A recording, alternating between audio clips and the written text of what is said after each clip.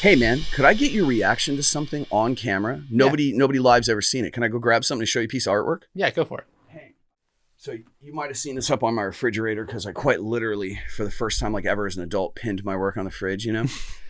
As an art director, I'd really love to have a meme out there. Like that'd be really cool to do. So, what do you think about that? Yeah, makes sense. Right, it just reads both ways. Equality means everybody. Well, in this case, let me get that right. Inequality demeans everyone. Equality means everyone. You know, it's a really important concept in my life. Because what happens when we leave people out, and I'm talking like countries, people in political parties, we leave people out, they have less, they want more. They're more likely to break the law. I've been there. It sucks having less. It sucks feeling left out.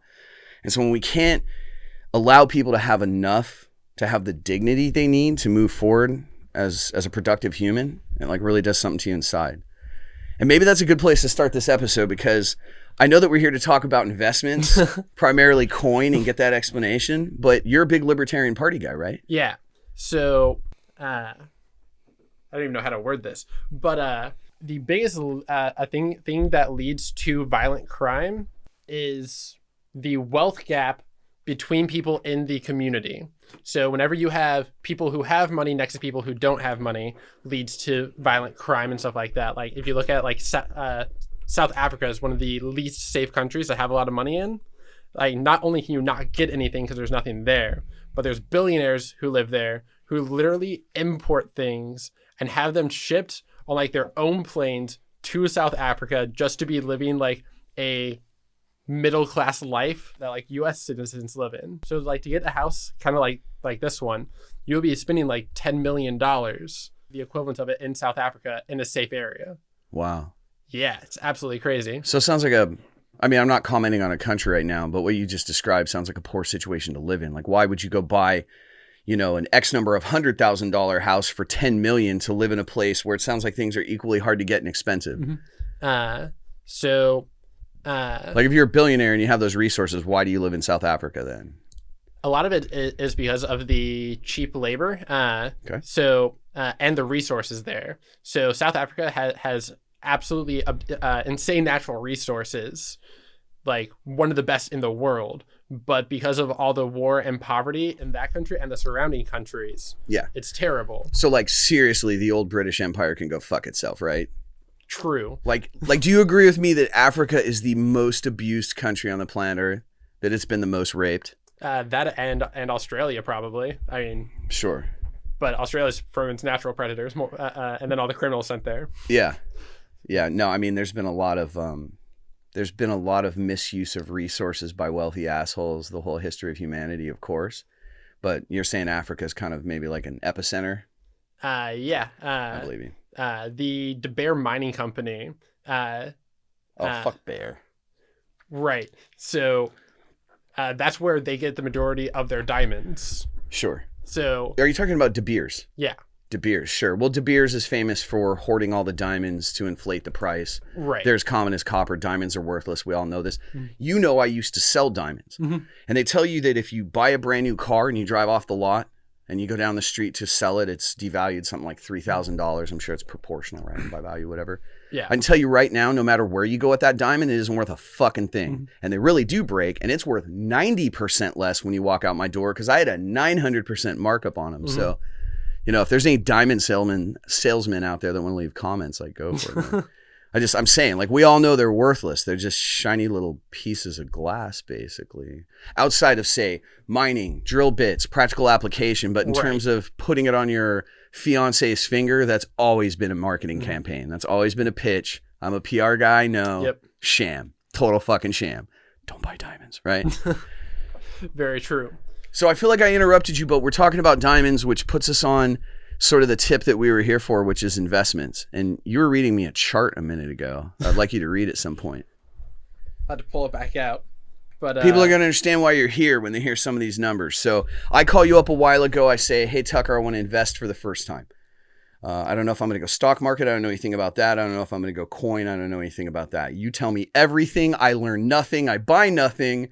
I make no money. Here I sit still ready to invest, unsure. Give us some info. Well, first off, this is not financial advice. Not financial advice. Not financial advice. Okay. This is two dudes talking about what I was going to do, and I ask a friend for advice, and he's going to tell me what I might do. Okay, so pretty much I found this chart on Reddit, of course. The chart is if you bought $100 of X a year ago, you would now have how much money worth? Okay, so if I had invested a $100 bill, to be clear for folks, yeah, this is what my $100 would be worth in my portfolio today if I had bought Apple. You would have $159. Solid Apple. Solid 60% growth in a year? That's insane, right? Right. Tesla, your $100 would be worth $395. Fucking insane. Quadruple your money, essentially, right? I mean, it's Tesla. What do you really expect? Sure. I mean, bulletproof windows. That get broken by balls while showing it. Oh, you didn't see that? No, what happened? So he was showing off his Cybertruck, and it's supposed to be like unbreakable windows. Mm-hmm. So they take a steel ball at the premiere, live streaming it. One of the people takes the ball, throws it out the window, and the entire thing just not shatters, but it's like impressioned in there, like cracked glass everywhere and everything. How many orders in Dubai got canceled immediately, right? Like, oh, definitely not bulletproof. So this was before you were able to pre-order it. This was like the announcement of it. That's cool. That's pretty funny, though. That's the kind of shit that would fucking happen to me, I swear to God. It's like, you've built this masterpiece, but the one time you got to show it off, the switch doesn't work. What? Right. All projects everywhere, right? Yeah. So... what if I'd spent $100 on somebody else? Bitcoin. Put $100 into Bitcoin. 1 year ago, it would be worth $641. It's outrageous. Yeah. That's super cool. If you put $100 into Ethereum, it would now be worth $2,058. What does Ethereum do, by the way? So Ethereum is another cryptocurrency. It deals with the technology of smart contracts. So you can set up the contract to where when something happens, the Ethereum is immediately pulled out of one account and sent to the other one. So if the price of aluminum was to tank, pull my money out of metals and put it in something else, or outside of the financial realm? Outside outside of finance. So it would be like so you can do triggers like that, but it would go from one account to a different account. So the way cryptocurrencies work is you have a personal wallet that you have. So it's pretty much your account ID. And so you're talking about cryptocurrencies. Yes. Okay. So you'll have your account, and you can't transfer it to be like buying most things. You can transfer it and set it to a account. So it has to be changing from one account to a different account. Is that kind of like what a Robinhood does? Like, they have to validate that you're really spending the money. It's not like buying other things on the internet when you buy stocks, let's say. So in reference to the Robinhood reference. Let me introduce myself.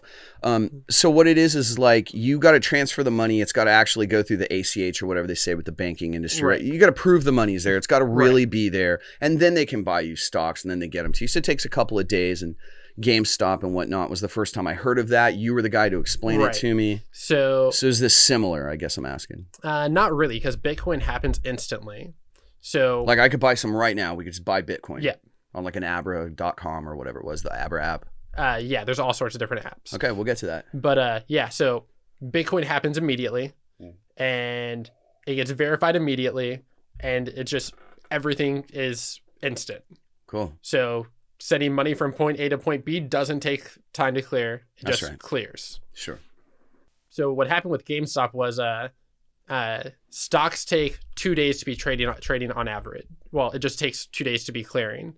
So you go through your broker, they go through a clearinghouse that goes to the stock exchange, and the way that these companies make money is by reducing the commission base. So the broker like Robinhood will sell you the stocks, but clear all of them later. That way there's less fees going between the stock exchange to the clearinghouse to the broker to you. So they just sort of automated it. Like you're buying stocks on the internet versus picking up a phone. And so that comes with a lower percentage because an algorithm does a lot of the work. Well, also, if you say throughout the day, all the people who bought on Robinhood bought 100,000 shares of GameStop.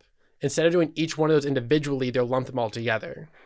That's pretty smart. I mean, that seems like the right way to do it, right? Right. So they get to reduce on the fees, which is part of how they make money. The majority of their money comes from order flow, which is how Citadel, which is one of the companies that lost a ton of money. Sure.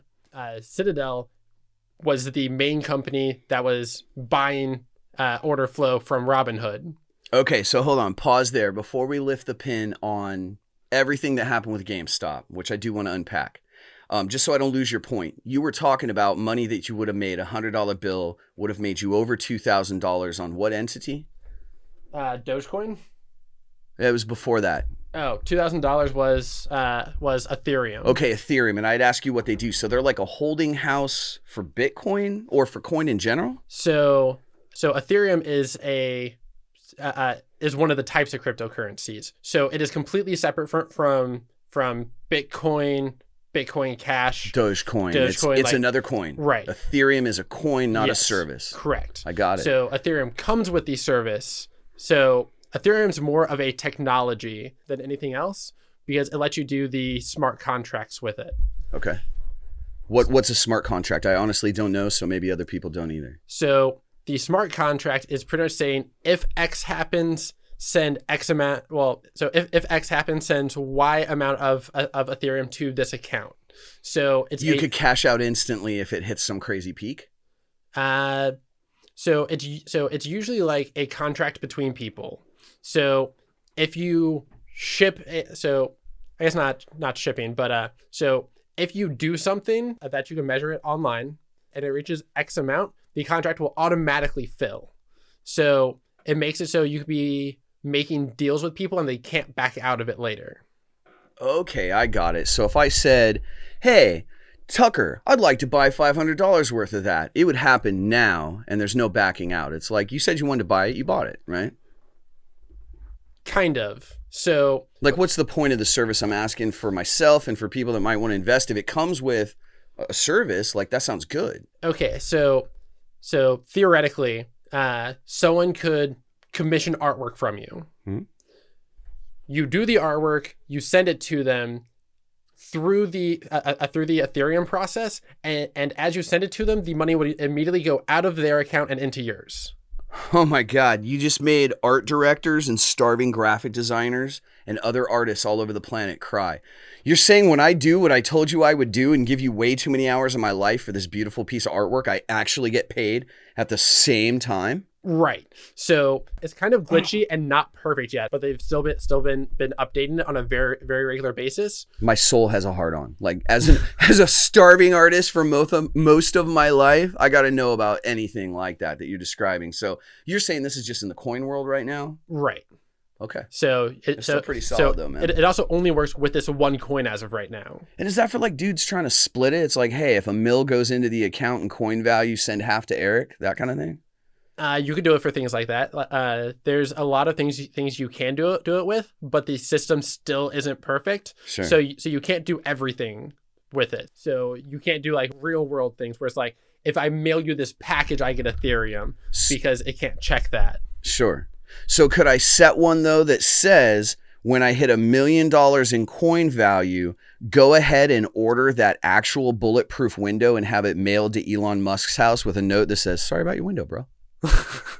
That's not happening. So, no, but I understand what you're saying. That sounds like a really nice feature of that particular investment.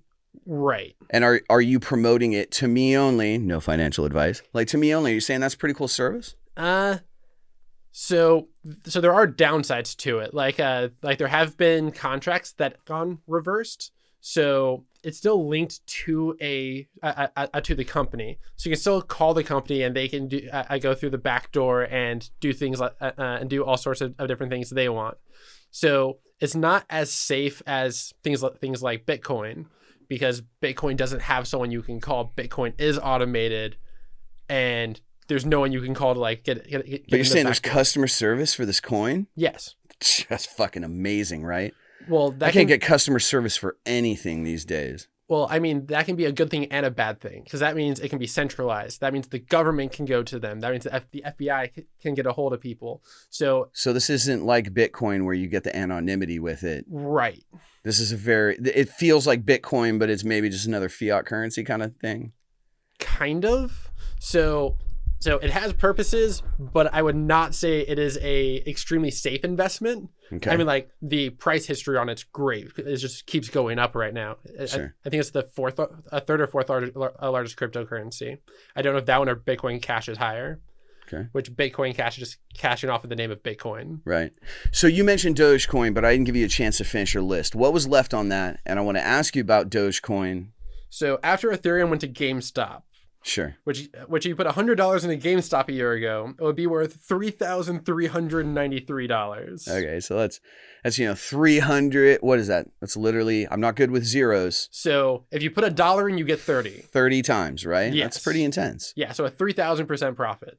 Wild. So unheard of, but we know how unique that one was. And I do want to unpack GameStop, but let me ask, what else is on that list? The last one is Dogecoin. Yeah, I heard a lot about this. So Dogecoin, if you put $100 in a year ago, you would have $20,738. Out fucking rageous. Right. Damn. So why that with Dogecoin? You mentioned it to me. I heard Elon Musk mention it. We're sitting here talking about him. It must matter. Well, anything Elon Musk tweets about goes up in price. Sure. Anything he says anything bad about, or if he smokes weed on a podcast, goes down in price. Isn't that fucking incredible?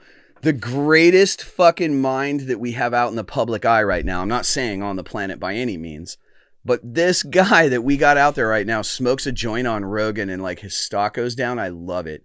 I love it. Get fucked, closed-minded Americans. Yeah, it went down. The guy's just smoking everybody else all day long and then smokes a joint. I mean, it's a problem. It only took like 5 or 6 days for it to recover also. Yeah, of course, because nobody really cares. Right. So people sold out because of it, and then people bought the dip and it immediately went back up. Oh my God. Yeah. So some people got a great deal on Tesla from that. This country's full of a bunch of twitchy assholes, man. Anyways, so is there anything that you believe in that isn't on that list? Is there stuff people haven't heard of? For the most part, like all of my investments is just going into cannabis stocks because like I'm okay holding it for a decade if that's what it takes to become legal. Okay. And then it will go up in price. Now, when you say cannabis stocks, here's my questions, and maybe other people have the same ones, but to me, I would be like, what cannabis stocks? And I'd be like, wait a minute.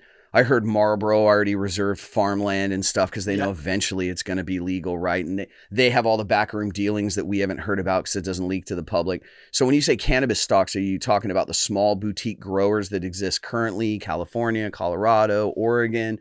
Or is there like a world of cannabis stocks we don't know about? Oh, there's actually quite a few of them. I don't know all of them by any means, but the ones I'm mostly invested in is Aurora Cannabis and Sundial Growers. And is that because their stocks are printed on rolling papers? Have people lost all of their savings because they smoked their stock? I'm just being an idiot. So I don't know where Sundial is located out of, but let me check my portfolio. I don't have them listed. So Sundial is. It was one of the cheapest ones I found, which is I only have like 50 or $70 in it, which I have hundreds into Aurora Cannabis. But Aurora Cannabis is a Canadian company, so Aurora Cannabis, depending on how weed gets legalized, might not be able to import their stuff to the U.S. because of importation laws. Sure. So if they treat weed like they do a high proof liquor, they won't be able to import any of it. So you were telling me when we were hanging out for the famous Cardo coffee, so to speak, that they were burning 60% of what they grew because they scaled up on a timeline, assuming America was going to legalize, they're going to be able to ship. Now they've got crops. And so what are they doing with them when they can't ship them? They literally light them on fire and burn them.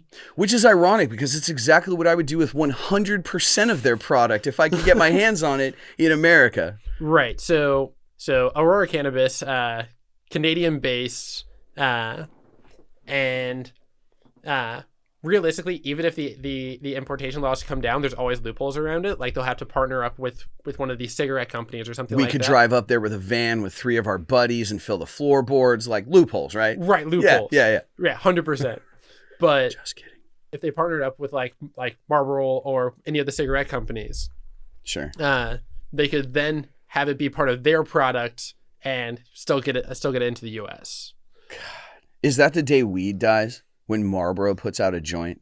I don't think so. I think that's the day that a lot of as soon as it becomes legal, they will be selling weed. Of course they will. I mean, cigarette prices, cigarette sales have been going down. As they should. Right. I mean, cigarettes are terrible for you. I mean, weed isn't good. Weed isn't necessarily great for you either. Depends if you're a graphic designer. I mean, there are downsides to weed. It still does affect your lungs depending on how you take it. Sure. So it's like weed isn't perfect by any means, but it's a hell of a lot better than cigarettes for you. Yeah, way better. You're having 0 mind-enhancing moments or mind-opening experiences or breakthroughs chiefing a Marlboro. Like that ain't fucking happening. Another interesting thing, the 3 biggest groups of people against legalizing weed are the liquor companies, the cigarette companies, of course, and then religious factions that are against it. Because religious factions are against everything because they like to stifle human progress. Yeah, they're anti-fun. Yeah, because here's the reality. Like, you're enjoying a really nice whiskey. That's a studio whiskey that we picked up because we had a guy that blends his own bourbon coming on the show. And I wanted to have something decent that wouldn't offend the guy when he drank it. And so I know that you enjoy a whiskey responsibly. I'm sitting over here having some kind of wine that was in the refrigerator, right? And it's pleasant in the middle of the afternoon. Have about a glass of wine, right? Right. But when people compare that to medical cannabis, to the feelings of euphoria you can get 15 different ways from this stuff, I think they're going to compare the two and go, well, one is harmful in calories and inflammation of my body and liver damage. And this one has its downside too, but it ain't that, so while it's going to be fine for guys like you that enjoy whiskey and me that want to have a glass of wine on a vodcast, right? Those people are fine, but I think there's going to be a lot of people, maybe they don't handle alcohol so well. I don't do good with it in high amounts. I don't think most people do. And I think there's going to be a revolution where people just compare one to the other and go, this other stuff's not that great. And particularly cigarettes. It's like, I got to be honest. I always say this about cannabis, but, when I'm elevated, I can't bullshit myself. And I'll go to light a cigarette and I go, what are you doing? The fuck are you doing? You do that many push-ups a week, you're lighting a cigarette? Really, that's what sort of got me away from the stuff that was bad for me, was the mind-opening effect of cannabis. But back on topic here, you think it's going to blow wide open and you got to be invested. Right. So, like, over 90% of my portfolio is into cannabis. God bless you, sir. Whether it's options or stocks or whatever, I'm just long-term on cannabis right now. That's cool. All right. And I'm just going to keep putting more money into it. Like, I have some into like index funds and stuff like that, of course, just to be safe. Sure. Or less risky, but like almost all of my money is into weed stocks, and I don't even smoke. I just think that it's going to be a way to be making money whenever it becomes legal, and I think it should be legal. Yeah, I love that about you. You're always investing in interesting things that don't even have to be inside your realm because you don't give a fuck. You're just looking at the financial possibilities, which is what a smart investor ought to do. Yeah, right? Yeah. I'm a hardcore capitalist. I think capitalism is one of the best things about our country. Sure. And if you're not for capitalism, I don't understand why you don't just move to somewhere else. Okay, so let's do this for people because everything's a hot topic right now in the realm of politics. Mm-hmm. Define capitalism. So that's not to put you on the spot, by the way. I don't mean right. like the Merriam-Webster fucking definition. I mean, tell people, what does capitalism mean to you? We're allowed to go out in a competitive market and launch brands and try to make our own money, right? I think capitalism is a way to be putting everyone onto a more equal playing field. It makes it so you have the choice of what to be doing with your money. It shouldn't be regulated. It should be up to everyone to be deciding like what things are worth, and it should be up to the free market to be deciding the prices for things. it shouldn't be up to special interest and government policies and stuff like that to be either raising or decreasing prices on things. Yeah, ever. I mean, isn't our entire political system just a bunch of rich guys paid the politicians to go be politicians so they could be like, hey, tell them not to do that? Right. It's Right? it's like hedge funds do whatever that is illegal, and they make $500 million doing it, and then the feds come in and say, hey, don't do that we're fining you $50 million. How about $100 million donation to the public school system? Right. So it's like Wall Street keeps 90% of all of the money that they steal. I never understand the phenomenon of greed, and I'm always saying this. Like, greed comes to us naturally. I get it. You see a slice of cake, it was great. You'd love to have the whole cake because wouldn't that be fun? But is it really good for you to have a whole cake is what I always say to people. But that's the problem with our whole society is one guy wants to have 1 billion of something, which means like 9999999 people can't fucking have it. And it just sort of seems asinine that we allow them to have it. And I know that's tricky because it's like, how do you set caps? Do you do it through ethics and morality? Okay, so how about this? So you are a good graphic designer. Thanks. So should a graphic designer who has less experience and less quality of work than you make the same amount of money as you do? If they could get paid for it, they do it all day. Okay. I see a lot of design out there. It's not as good as mine, and I'm pretty sure I know what they got paid for it. No, I understand what you're saying system-wise. My joke aside, no, people really should get paid what they deserve. Right. Can there be a cap that's fair? Okay, so let's say like $10 million for a cap for the year, right? Okay, Elon Musk, he doesn't make more than that off of his jobs at Tesla and SpaceX running the companies.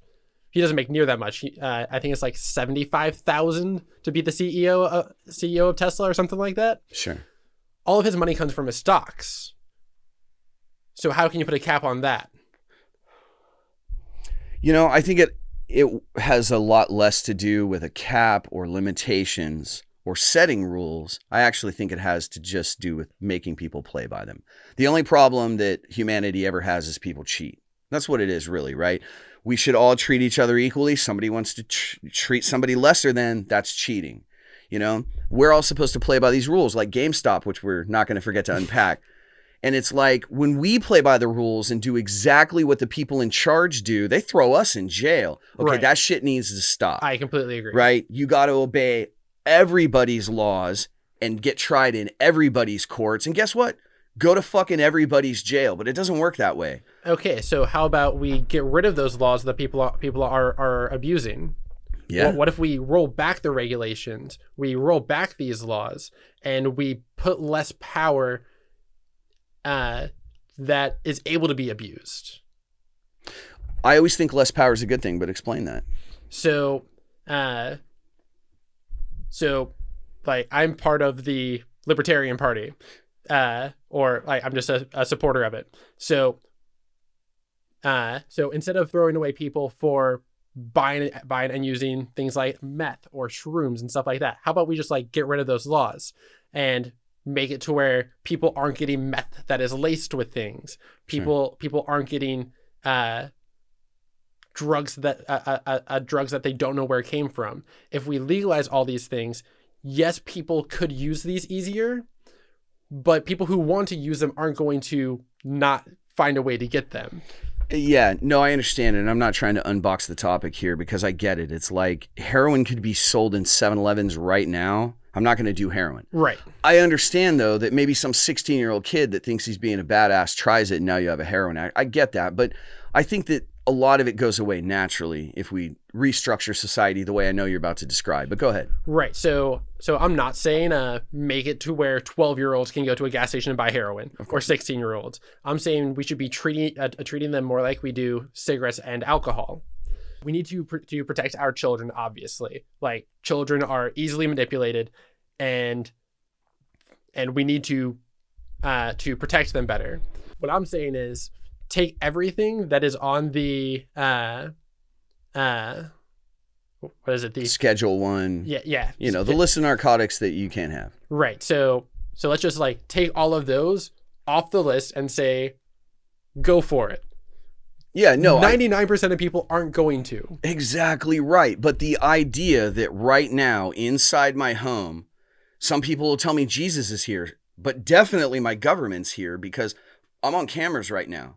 I'm a 42-year-old grown ass man. And if I wanted to blast a fucking rail of cocaine off this table, which I have no desire to do and no idea how to get and wouldn't buy if it was on the corner. But if I wanted to just, take this tube and just dump out a gagger of coke and snort it, there's government in my fucking house that says like, oh, whoa, we saw that footage. That's illegal. We're going to send men with weapons to your door to take you out of your home and go put you in a cage. That is ludicrous. That is ludicrous, and I'm way in on that. But that might have been a bad introduction to the Libertarian Party. Well, so the Libertarian Party has a lot of crazy things. Like, I also say we should... Do they have Muppets? Because let's be honest, the Democrats do, and so do the Republicans. Fair. Have you seen that corpse and that orange guy that somebody has their hand? It's just like I watch TV for entertainment. It's Sesame Street, Stars and Stripes edition. Yeah. A bunch of fucking Muppets, but go ahead. Yeah, like 100% politics should, like maybe going towards high school to be like explaining how politics work, but you should not be throwing in anything like that towards children. Like children are innocent. They're learning the world. Why are you trying to corrupt them? I don't understand it. And it's happening throughout the entire media sphere. Corrupt people are always trying to corrupt children because you need people as impressionable as possible. So forgive me for saying this. I have very conflicted opinions about a lot of divisions of our military, and I'm not commenting here, but they want your ass at 18. You think you're growed, and that's good because we want you to think you're smart because we're going to tell you you're smart, and then we're going to pump the stars and stripes up your ass, and you can propagandize the fuck out of young minds, and that's why it's dangerous, and that's why every cult does it. Every religion wants them young. The military wants you young, and part of it is because you want to be able to mold and train people the correct way, right? Right. So tell us how the Libertarian Party would just do things differently. And I imagine you're going to tie that into how that would affect our finances, right? So realistically, the Libertarian Party wouldn't do much about the media affecting children because the Libertarian Party would just say, leave it up to the private market. So, sure. Which there's no private market in media. It's all controlled. We all know it. That isn't a conspiracy theory. Do you think that real media would rise again if it wasn't being paid for by interest groups? I really do think it would. Like, me too. People are tired of like when you go watch a movie, you don't want to be hearing about politics in it. Right. When you're listening to music, you don't want to hear really listen to politics in it. Like maybe some people do. I'm so sick of politics right now. I don't give a fuck. Right. So the Libertarian Party would just say, leave it to the free market. Sure. If people decide they don't want to watch that, they can go watch something else made by someone else, and those people won't get the ad revenue and all this stuff. Yeah, and it would happen because as soon as you don't have this red party and this blue party pretending to be this dichotomy and pumping all these dollars through these interest groups and whatnot into the media, if you didn't have the political churnings powering the cogs on that media machine, it would dwindle because nobody likes listening to those weird talking heads that talk so funny and are reporting on a bunch of garbage that just fires us all up. That's all been orchestrated. So if it wasn't, there's only Democrats and Republicans, there's only two parties, and they are paying for everything. I think that all the smaller networks would just naturally spring up, right? Well, realistically, I think that a lot of the news outlets are just going to be dying. Like if you look at CNN's viewer rating since Trump has left office, it is down a lot. Well, because who gives a fuck? It's all nonsense. You don't learn anything on CNN. What station's Tucker Carlson on? Fox. I don't even know who he is. I'm not saying anything personal about the guy, but just as an example of what we're talking about, like when you turn on the news, what is wrong with that guy? He's really tough to watch. He always looks like he's just been slapped across the face and he's dim-wittedly confused about something. And he's commenting on these really big issues, but I have no idea who he is or why he looks so confused. And it's like, that's just all media is to me. Everything I click on in a day, not real information, not about investments, not about how to balance my checkbook. It's just like, Trump's really important, right? And Pelosi's weird, huh? And it's our whole viewing selection is full of nonsense these days. I mean, I personally don't like I haven't had TV since 2010, Yeah. 2011, because why pay for TV when I can just go on YouTube or go onto Reddit like to be getting news? I agree, but I feel like that stuff is super shadow cancel-y and controlled as well. Because I got to tell you, a year ago, I could find anything I wanted on YouTube. And I forget who bought who. Google bought YouTube, right? The entity. Whatever happened, I'm telling you, man, it doesn't show you the same stuff. I got to go 100%. Got to go over to BitChute. You know, you got to be using DuckDuckGo to find your search results on Google, and then you got to go to BitChute to be able to just freely watch whatever you want about any kind of content, because everything else feels very controlled, like a window shut, like a door closed. Yeah, so It's different overnight. So Google actually loses money on YouTube every single year, and it's a lot of money. So YouTube doesn't make them any money, But it helps them control opinions. Right. So it's like, why would a content creator go somewhere else that doesn't pay them whenever YouTube will pay them? But because of this, like this is one of the reasons that a lot of people are saying that Google is a monopoly, is because they have so many different sub companies. Like I guess WhatsApp was Facebook, but they have YouTube. They have all of their technology departments. They make phones and like all of these different tech related things. So, but you can't compete with YouTube unless you have a company that's okay losing hundreds of millions, if not billions of dollars every year to be keeping it running. That way they can pay the content creators, because why would any content creator go anywhere else? Yeah, it's a shame, because I feel like once you ever claw your way to the top in anything, any industry on the planet, I feel you've gotten there inside the system that exists currently. And I feel like every system is at least always a little corrupt, because every system that humans deal with involves humans, and there's always a few corrupt people. But it just seems like at the highest levels of everything, it's a bunch of shitbaggery and nonsense, right? Like, what was that Weinstein guy, right? That was like the super producer in Hollywood. And he's just smearing his weird dick all over these young starlets that are just heartbroken and want into Hollywood, and they just want a chance to work, and that comes out. And then it's always some fucking weird sex island with like the Epstein shit. You get these assholes at the top and you start hearing some gnarly shit. I don't have any buddies that have ever been to a weird little kid sex island. Well, I guess we're all just a bunch of bartenders and graphic designers, like, you know, but that's weird. If you're a politician, maybe you're about to be on the news for fucking 17-year-old girls. Seems to be a lot of that, right? Well, I mean, like, so Epstein had a lot of political connections and a lot of money. So because he had a lot of little kids on a sex island. That's how you get things like political connections, is by being as weird as the fucks up top. I agree that the fucks up top are very weird, but that doesn't mean everyone who went to be talking to him was going there for the little kids. What else would you go to a private island that a guy like an Epstein owns? Like what to do? Like, what else are you doing on that island? You're like, he's just got a really good tennis court. Or for fundraising for your next campaign. So if you can change the laws to be in his favor for something, he'll donate money to your campaign, and a lot of money, because he had a lot of money.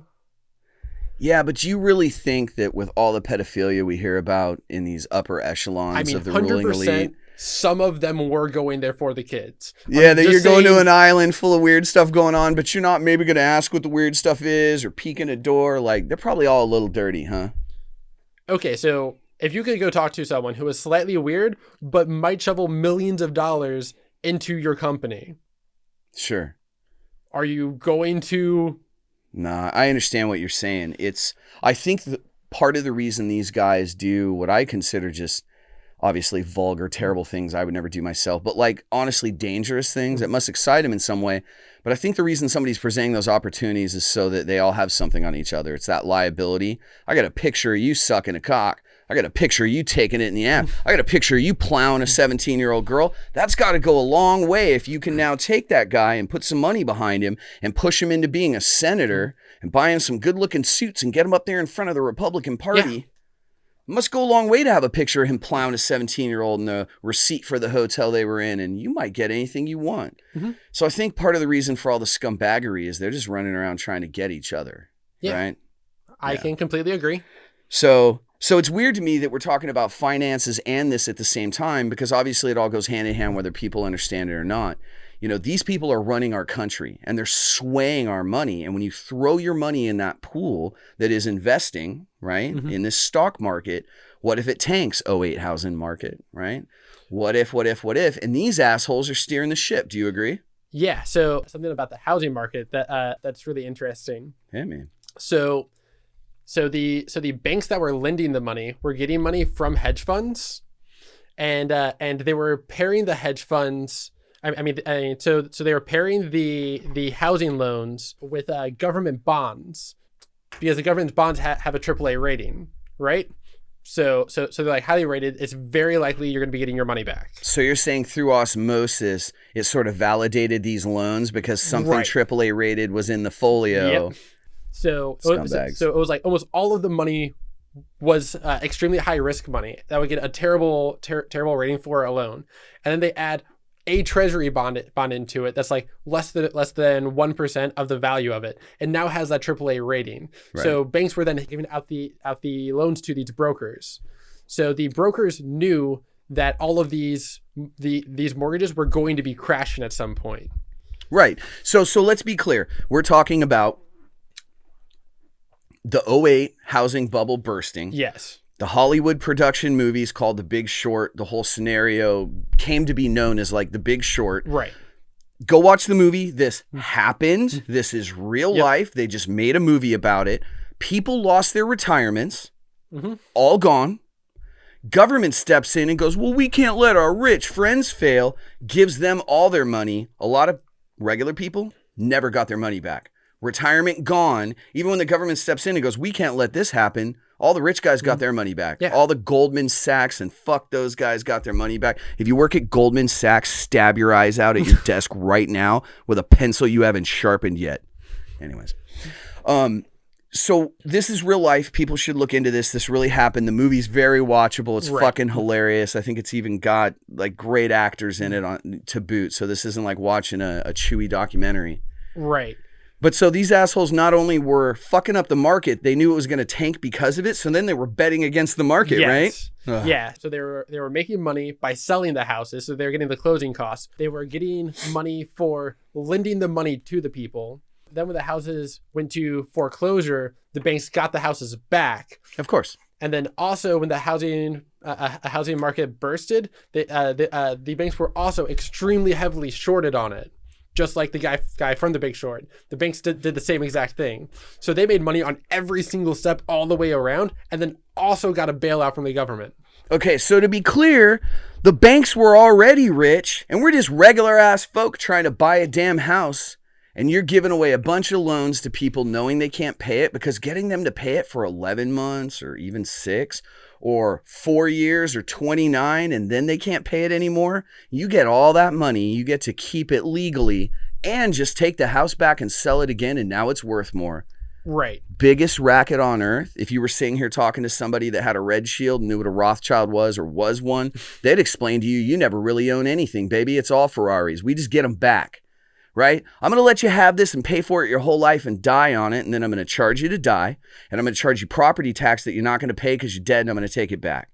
Yeah, pretty much. They charge you to die in America. Get fucked. I hate this planet. So let's talk about how it affects our money, right? So we got a lot of assholes running a total shit show, and we know they'll fuck us. You seem to be able to find smart investments in the mix of that. So how? Well, like, still not financial advice. Like, never financial advice. 100%. It was two monkeys drinking. Right. So realistically, inflation is going way too high right now. Like, the government keeps printing money, and paying people to not produce anything. So the dollar is only worth something if someone did something to be producing something that can be sold. You were explaining this to me in the kitchen, so hit me again. So we used to be on a gold standard. So it's called the Triffin dilemma, which is that the world reserve market, which right now is the US dollar, it has to be bound to something physical in order to still be I mean, in order for this dilemma to not happen, as soon as 1971 happened and Nixon took the U.S. dollar off of the gold standard, this economist named Triffin predicted exactly how everything's going to be going, where we start by sending a ton of money overseas because you have to spread your money around in order to become the world currency. Sure. So every country has to have your money. Well, that's also the reason that we have military bases in so many places, so that we can point a fucking gun at your head, like Saddam Hussein, who tried to take his barrels of oil off the U.S. dollar. The only reason the U.S. dollar has any value is because it's the petrol dollar. Right. All oil in the world is traded in U.S. dollars still. Is that correct?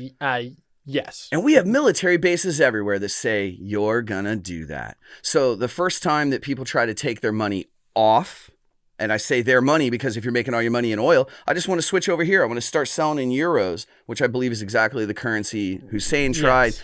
And we know what happened to Saddam Hussein. That had nothing to do with spreading democracy or weapons of mass destruction we never found. This is all about controlling the value of the U.S. dollar because it's all a sham. And it all comes crashing down if we don't currently give a lot of it away and point a lot of guns. What are you saying is about to happen? So the way Triffin explained it, back in like the mid 70s, he said the US dollar was going to crash at 2025. Okay. He says there's going to be a insurrection. US government's going to be dying because of taking the dollar off the gold standard. An economist said this. Yes. That, you did this today. You set in motion this, what are those machines called from the Looney Tunes? Rube Goldberg. Boom, Goldberg. So you set this series of events into motion, and he predicted 2025 and said there was going to be an insurrection. It's all going to come crashing down. Yep. Okay, now you're not the first person on this show to tell me that everything being orchestrated in the media, this daytime television show, you're all good, man, is really just set up to kind of usher people into this crash. It looks like there's a race war. It looks like they got to defend the Capitol because we're all going to get them and kill them and all this terrible stuff. You break the country up and divide us always. That's always the plan because people divided can't stand united. We all get that concept. Right. But now with the finances, if it's really all coming to an end, this is their last chance to juice it a couple of times, huh? So I don't know if you heard this or not, but Amazon just got a 0-interest loan from the government. I believe that. And it's like literally just free money because it's a 0-interest loan. They had to pay it back, but they have free money with without doing anything for it from the government. And they're just going to be buying land, Bitcoin, and their own shares back with it. Like, there's no point for them to really be getting it. Help your rich buddies get richer. Right. Anyway, slice it. Right. Bunch of dudes at the top helping dudes at the top, and they get a piece of something, and it has nothing to do with what's good for the American people. Right. Which I don't know how that's really that relevant. But well, actually, it's super relevant because, see, if the system was fair, if nobody was cheating, things like that wouldn't happen because we would look at it and the 99.9% of the country that actually it matters to because it's our tax dollars because we still fucking pay them to these robber barons, we would go, nah, don't give them that. Why would we give them that? That's not going to help us. And we wouldn't do it. Like, there's a company where people have to pee in bottles to stay as fast as the robots they're being replaced by. And that's who the American people would choose to help? I don't fucking think so. So this is just the top helping the top. The reason it's relevant, and I bring it up like that, is because you're finding a way to make safe investments. Again, not financial advice, but I've watched you do it, operating inside this busted ass system. See, now I'm thinking I'm going to be switching over to Bitcoin to try to get out of the system. Okay, that's worth hearing. Once the U.S. economy collapses, which the easiest way to be estimating when that's going to happen is everything from the French Revolution, the Russian Revolution, and when pretty much when every single monarchy fell, the ratio from wages to food hit about 40% of your wages went to food, and that's when every single revolution has happened. See, that's really interesting that you lay it out like that because I feel like we have some of the brightest minds in the world right now as analysts. And certainly historians already know, some would know things like that. It's an interesting way to connect the dots because our history is purposely taught to us in these little idiotic chunks that mean nothing, like memorize all the presidents, like anybody gives a fuck, like it ever matters in daily life, right? But it's like teach them that instead of teach them this because this would cause them to think. So you're saying we have a fucking formula for exactly how it's going to go. So it's not a exact formula. That's what Triff and But if I got to spend about 40% of my money on food, I'm going to go march in the streets instead of work. Right, pretty much. Yeah. Okay. So that's like roughly the point. Give like a point or two on either side, like 38 to 42%, whatever. Sure. And that's the point where every single economy falls. You build a new economy. But on top of that, even when the economy collapses, the rich are going to be even richer afterwards. How's that happen? So what remains after an economy collapses?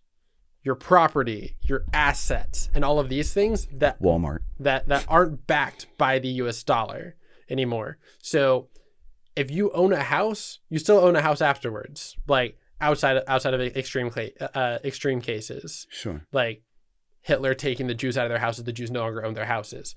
But like outside of things like that, you usually get to keep your property when the next government comes up because they need your support to where you don't just kick them out.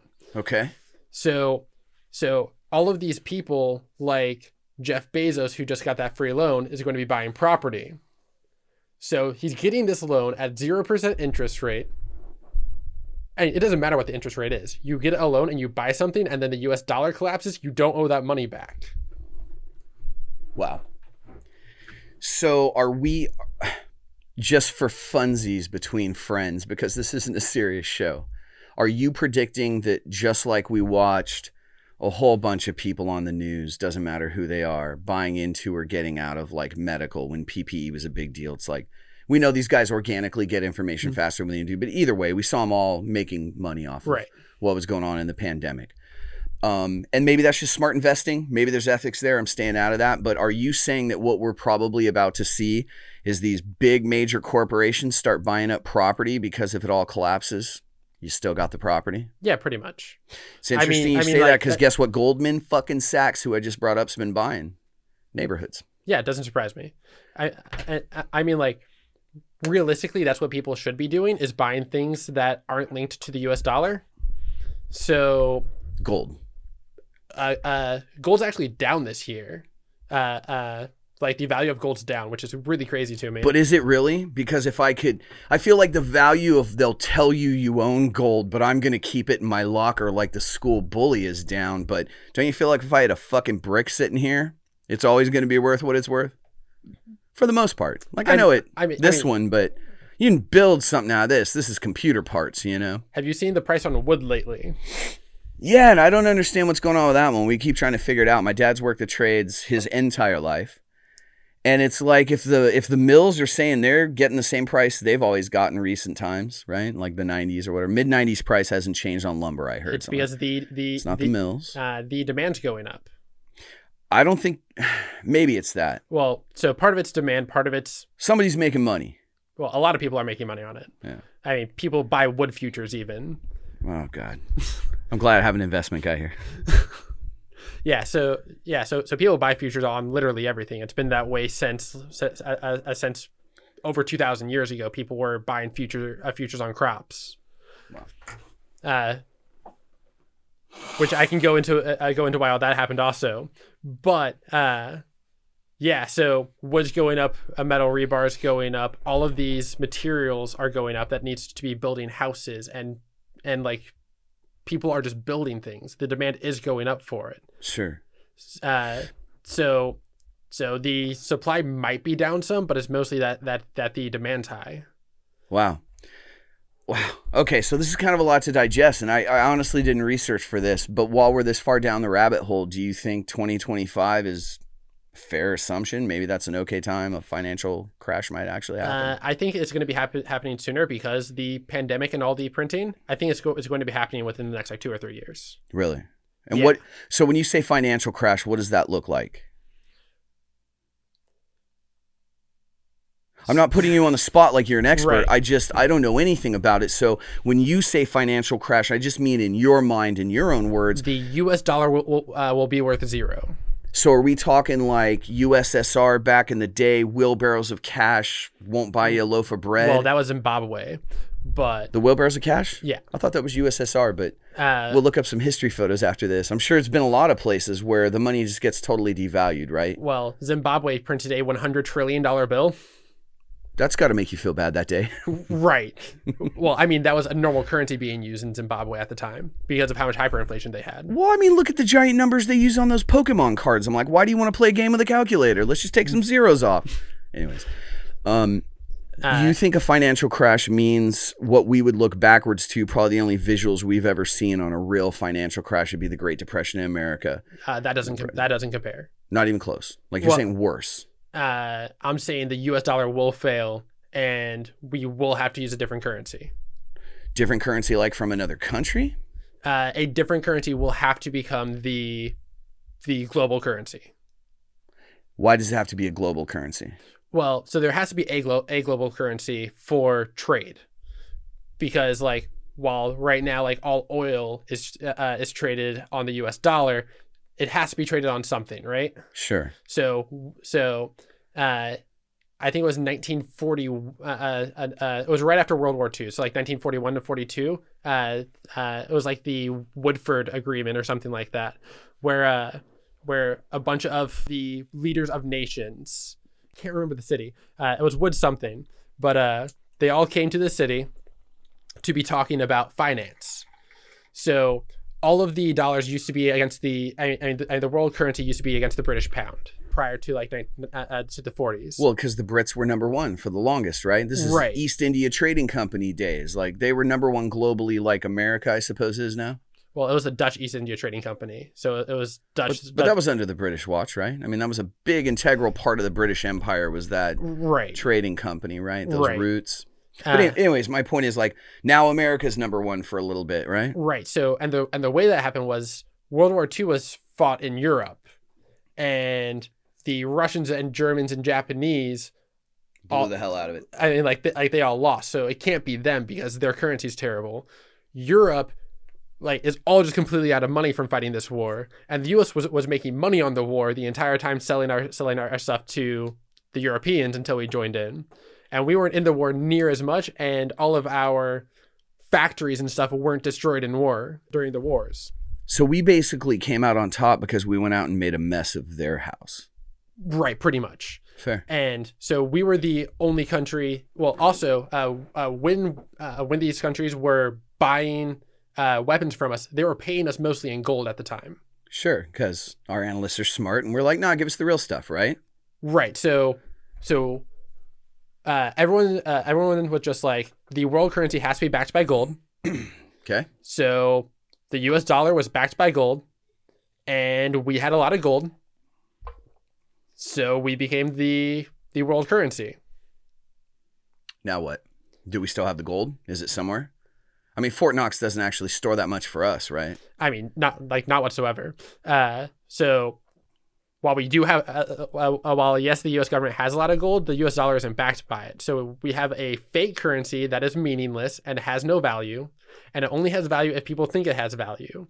But the more we print, the less value it has. Sure.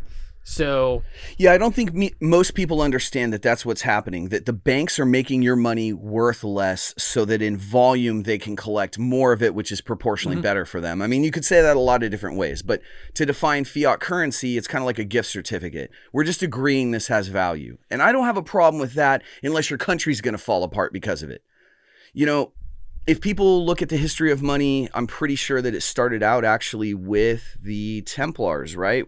They wrote the first check ever, and they were protecting the pilgrims on the way to the holy site. And they figured out that everybody was getting robbed, and that's why the Templars were first there, was to protect the pilgrims and let them go make their pilgrimage.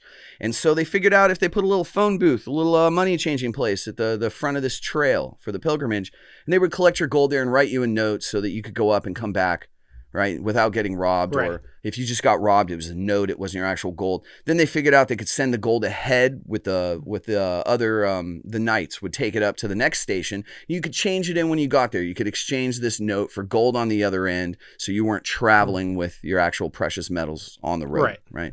So I'm pretty sure that's the history of how money and the first check being written, like how that started. They figured out that they could loan money they didn't have because nobody knew what they had back there.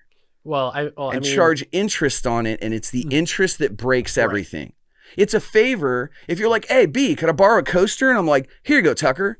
And then I'm like, but you got to pay me back 2 coasters. It's like, that wasn't much of a favor. Here's a second coaster. Awesome. Yeah, you keep the whiskey. But yeah, so that's how our money gets devalued, is now they have more of it on paper because they say people owe it to them.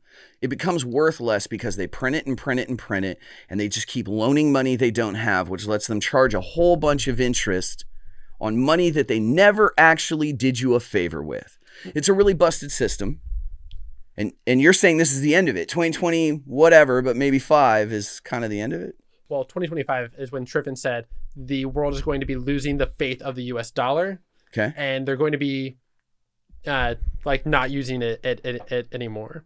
So in up until 2013, all of the U.S. dollars we were sending to China was buying treasury notes against was buying U.S. treasury notes with it. So they had faith in the U.S. dollar up until 2013. Sure. Then they started buying gold. And that's when our inflation started going up more. Interesting. Yeah. So I'm not an economist, obviously. I'm not educated in the stuff. I just find it all fascinating. Mm-hmm. So I appreciate hearing about and talking about, and everybody can fact check us, and I don't care. But I think that we're hashing out sort of the gist of it here, which is that the US dollar used to be worth a lot of money because we were on a gold standard. We rose to the top because we survived a war essentially unscathed compared to the other countries. Now you're making everybody in the whole world use dollars only to be the petrodollar to trade oil. So you've maintained this status as a global currency. And I'm pretty sure I've heard, I want to say through Noam Chomsky's teachings, I want to say that that's the only reason America's number one. I mean, part of it's the big guns, but the big guns got there with money. And I don't like either of them, by the way. But I think that's why America is bogus ass number one. I mean, it's also because we are in the best possible location for wars, because every other powerhouse is on a continent attached to each other. Yeah, that's kind of nice, right? Like, we'll just let you boys sort it out. Right. So we also have the strategical advantage from that point.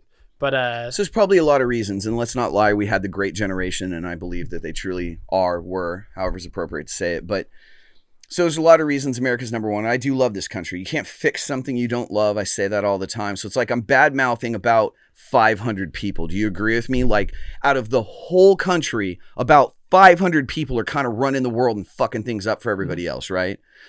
So when I complain about America, I'm not complaining about the guy that changes my oil. I'm not complaining about the patrons I used to bust their tables. Like, we're all just folk. I'm talking about the people running it. Right. So back in 1774, when the U.S. became the U.S. 1776?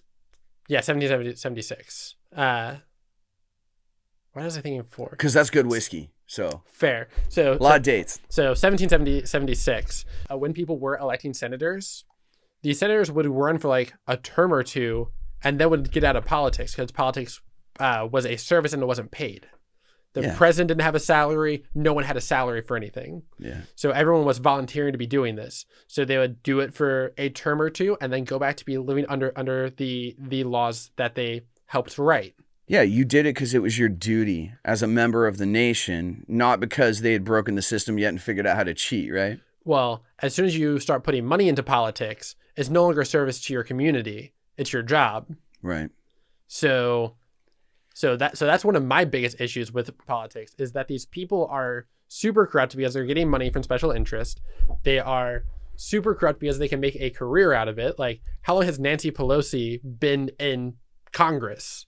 I say this all the time, follow the money. Like, Nancy Pelosi, absolutely. I mean, God bless her. I didn't know she was as old as she was. I hope she's having like a really good time at her age doing what she does. But here's my point. I say it all the time. Like, when you got Bill Gates money, the fuck are you doing on TV trying to fix things?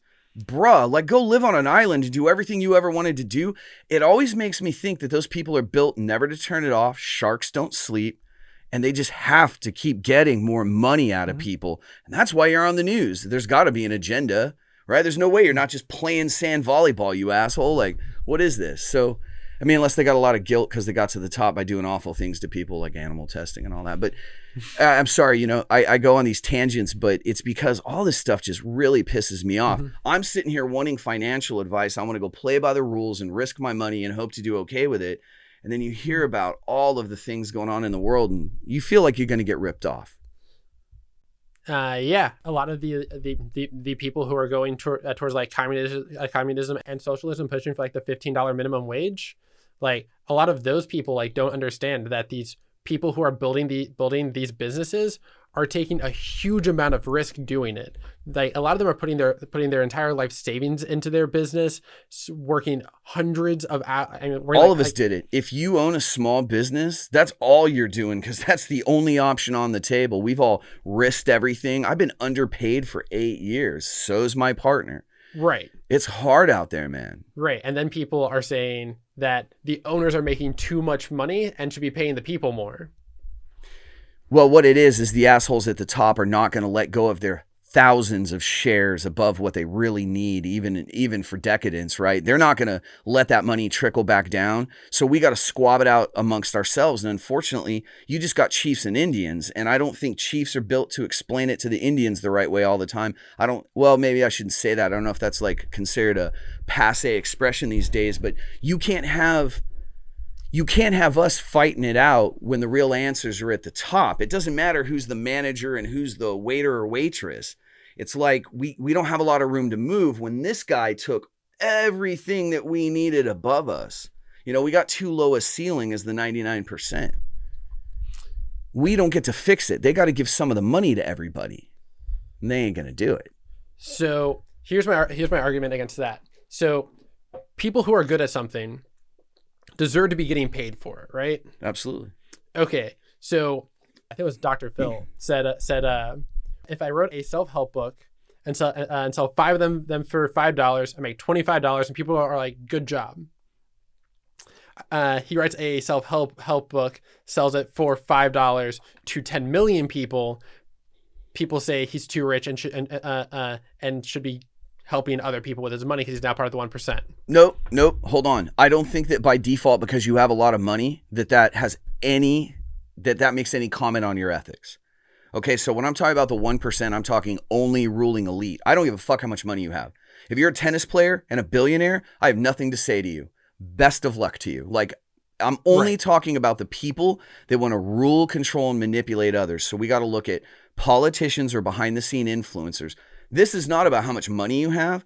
This is about people that built a system behind the scenes and pretend that we all get to vote on it and that we're all controlling it because it's way, way more people being affected by it than the ones running it when that's not the case, when we don't really have that effect, when we're all just trotted through polling lines and we all pretensies that there's just two parties. All these guys at the top don't care about Democrat, Republican. They don't. They just need a guy to back. They need a Tyson to knock the other guy down so they can win the money on the bout, right? Yep. Like, so really what this is just all orchestration. And then guys like you and me are trying to fix things from the ground floor, and it doesn't really happen. Yeah, there's no party outside of Republican and Democrats that can compete with the amount of money behind it. Right. Like, people don't even stop and think, man. I'm stuttering because it just gets me so flustered. People don't even stop and think. They act like the only two things in the world are red and blue and Democrat and Republican. There's so many parties, and the only reason you don't hear about them, period, factually, scientists could prove it, is because the Democrats and Republicans have a shit ton of money and they buy up all the media and they don't give any airtime to the little guys. You're not going to hear about the Green Party. I never even heard of the Libertarians until you told me about them. So my argument against that is, so I kind of agree with you, but there's one thing I disagree with. Like, if there is 3 parties and one of them's far right, one of them's far left, and one of them's more in the center, but if you're on the left side and all you know is that you definitely don't want the far right to win, and you don't want any of the even like moderate right parties, you can't vote for the center party because you had to vote for the party that is most Furthest like away. you. Got So the political schemes the political parties just slowly drift further left and right. So instead of a Venn diagram, it gets polarized. It's Right. 2-dimensional instead of 3-dimensional. Right. But don't you feel like there are enough people in America now, like 380 million, that if there was like the Democrats over here and the Republicans over here and whatever's in the middle, but then like way over here to the lefty fronty backside in a real 3D world, it's like these guys are actually fully in alignment with my belief system. And I'm definitely going to vote for these guys. And now there's enough people in America where it's like you could gain some traction over here. You know, I have trouble believing that like we only get Shaq and Kobe. It's like I know they're the two best, but you know, there's some Larry Birds and some Pippins and there's, you know, some dudes that. So my whole point is like I just don't believe that it's that polarized in the country. I feel the options must be taken away from us, or those guys would go somewhere. And there's some pretty good documentaries on it if you want to look. So one of the solutions to the polarized event is a voting down bracket system. I think is what it was called, where you can vote. So you choose a order to the number of people you want to vote. So it's just I like love this idea. So you can be like, my first vote would go to the Libertarian Party. My second vote would go to Republican. My third vote, maybe Green New Deal. Fourth vote, Democrat. Fifth vote, whatever. And Sure. And you just tier how you want your how you want your vote to go. So once they tally everything up, if the Libertarian Party can't win, has too low of a percentage, it'll then go to the next category, and your vote will count towards them. Until there's a defined winner by going down the bracket tier list. I think that's really nice, man. Is that a Libertarian Party concept? Is that unique to them, or is this just an idea of a voting system that's come up recently? A lot of smaller communities unit, so like counties and stuff like that, will use a system like that.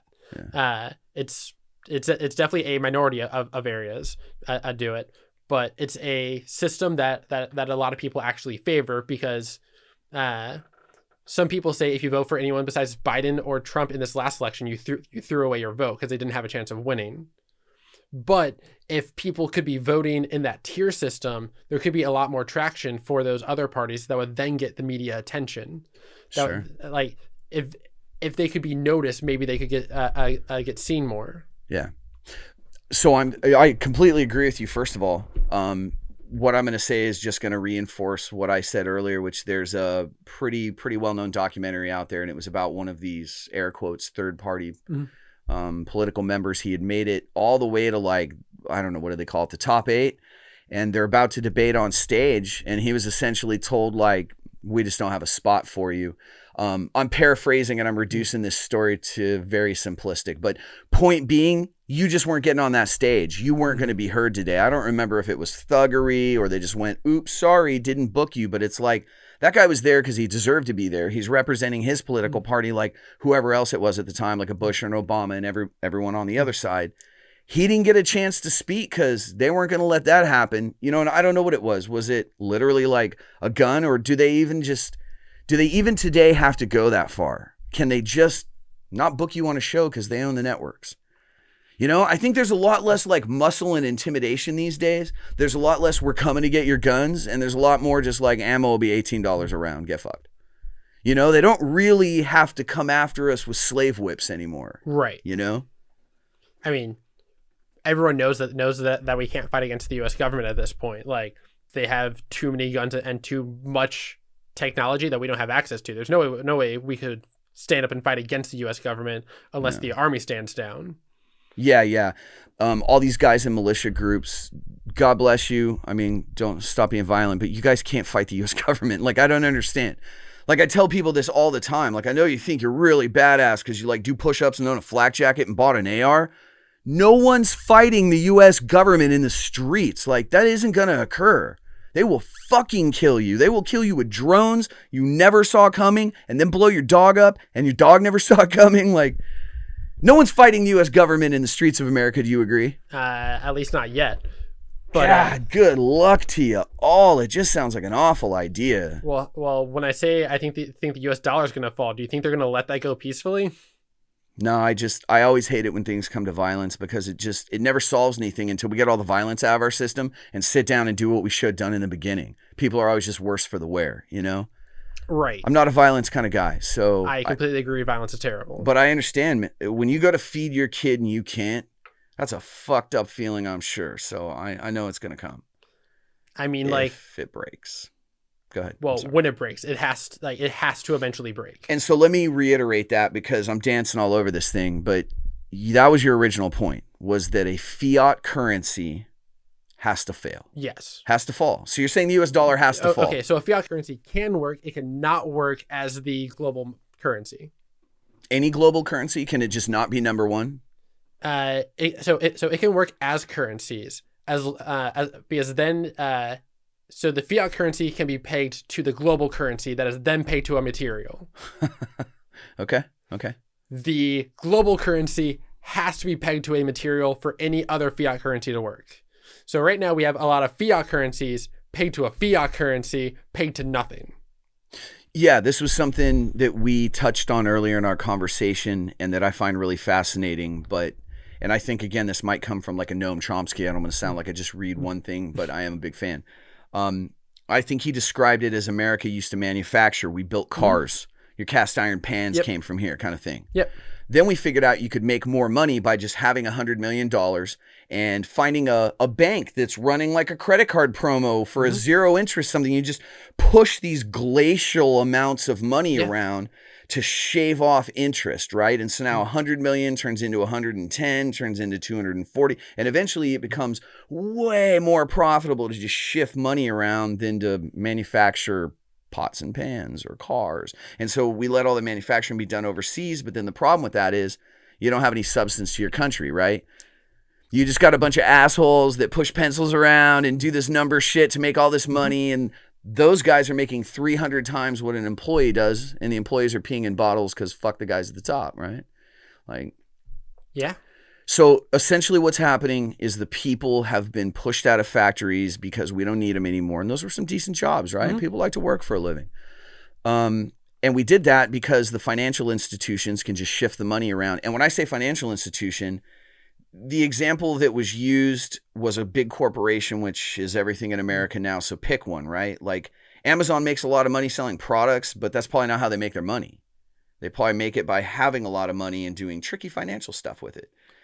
So once you have that $100 billion value or whatever, that's a different battle cruiser. That's a different ship than you or I could drive as a marketing firm. I think a better example would be like Warren Buffett, because he doesn't actually do anything.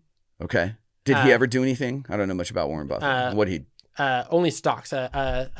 Berkshire and Hathaway. Sure. Warren Buffett's like known as one of the best investors, but a lot of what he does is extremely risky, and then if he fails, the government just bails him out.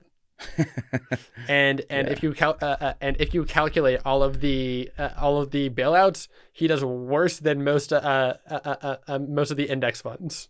That sounds like the kind of person that would be held in high regard in our society. Yeah, he's like the third or fourth richest person in the world. Yeah, and he's just not that good at his job, right? I mean, he's not bad at his job. Sure. I mean, most people lose money if they buy individual stocks and invest in stuff like that. So I don't like a system that lets people cheat, and I don't know anything about Warren Buffett. I can just imagine if he's that wealthy, he's done filthy things to get a portion of it. So I think that's a fair assumption. I don't want to be questioning his morality by any means, but yeah, it's not about morality, but when you have that level of money and you're still continuing, I don't think a fortune of that scale can be amassed ethically, right? Berkshire and Hathaway invest over $10 trillion. Sure. They're also a pretty damn decent real estate company, right? So one has nothing to do with the other, but I just think that these guys probably have to do a few shady things to get dollars on that scale, because when you have that kind of money, you go to places where other people with that money are, and you meet them and decisions get made, and you end up with things that we don't have time to unpack here, like the Bilderberg Group and ridiculous shit where people just get together to run shit because they're the ones really running shit. Right. So it affects our money in a lot of ways, and that's kind of interesting timing on the fact that you're describing all this doom and gloom to me and that we're talking about a financial crash.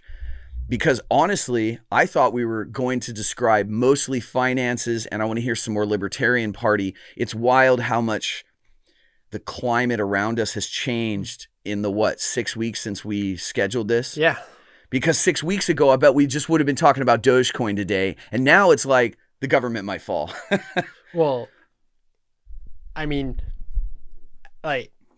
everything will fall eventually. People said Sure. Rome was going to last forever. Rome didn't last course forever. Everything will eventually fall. And I think we're getting to that point, and we've been getting to that point since the 70s. That's fair. Yeah, I mean, that's a slow roll. America is a big battle cruiser. I mean, also, that's whenever wages stopped going up as fast. Like prior to that, wages were matching inflation, and people are being like, wages haven't gone up since like the early 70s. It's because we took the dollar off of gold, and we just keep printing more money. Got it. So it's like everything goes back to when we left the gold system while being the world currency. Yeah, and it's funny. That's kind of an analogy for life, right? Like you have a good system and it's working and you make good gains from it, but you let yourself decide that's not enough. So you take a perfectly good system and you take all the integrity and soul out of it and just leave this weird little hollow shell and tell people to keep believing in it. That's not great, right? Well, I mean, the US dollar shouldn't be the federal currency right now.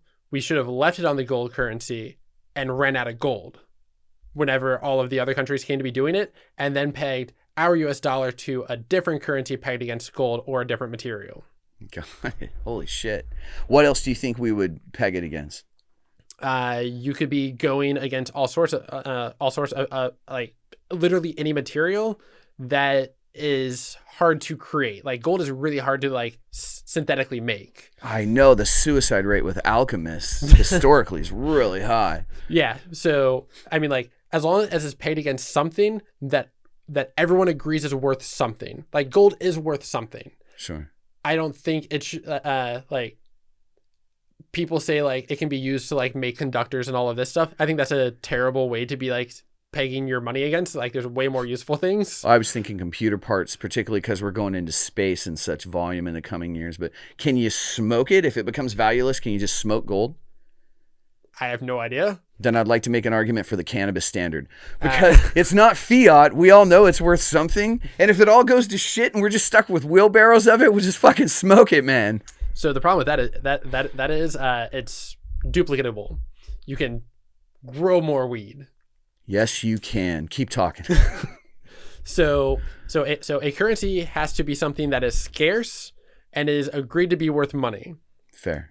And you have to not be able to be duplicated or it stops becoming scarce. Sure. So right now we're at the point where we can just duplicate money, and that's kind of an issue because then you get like all this inflation. And right now the federal government is saying that we're not having inflation or actually having deflation. According to Jerome Powell from the Federal Reserve. Jesus. And as long as he keeps saying we're at not having inflation, they can keep interest rates really low, which benefits all of the rich people. Yeah, always. So, but if you go back to how we calculated inflation back whenever Nixon was president, we would be having about a 10% inflation rate.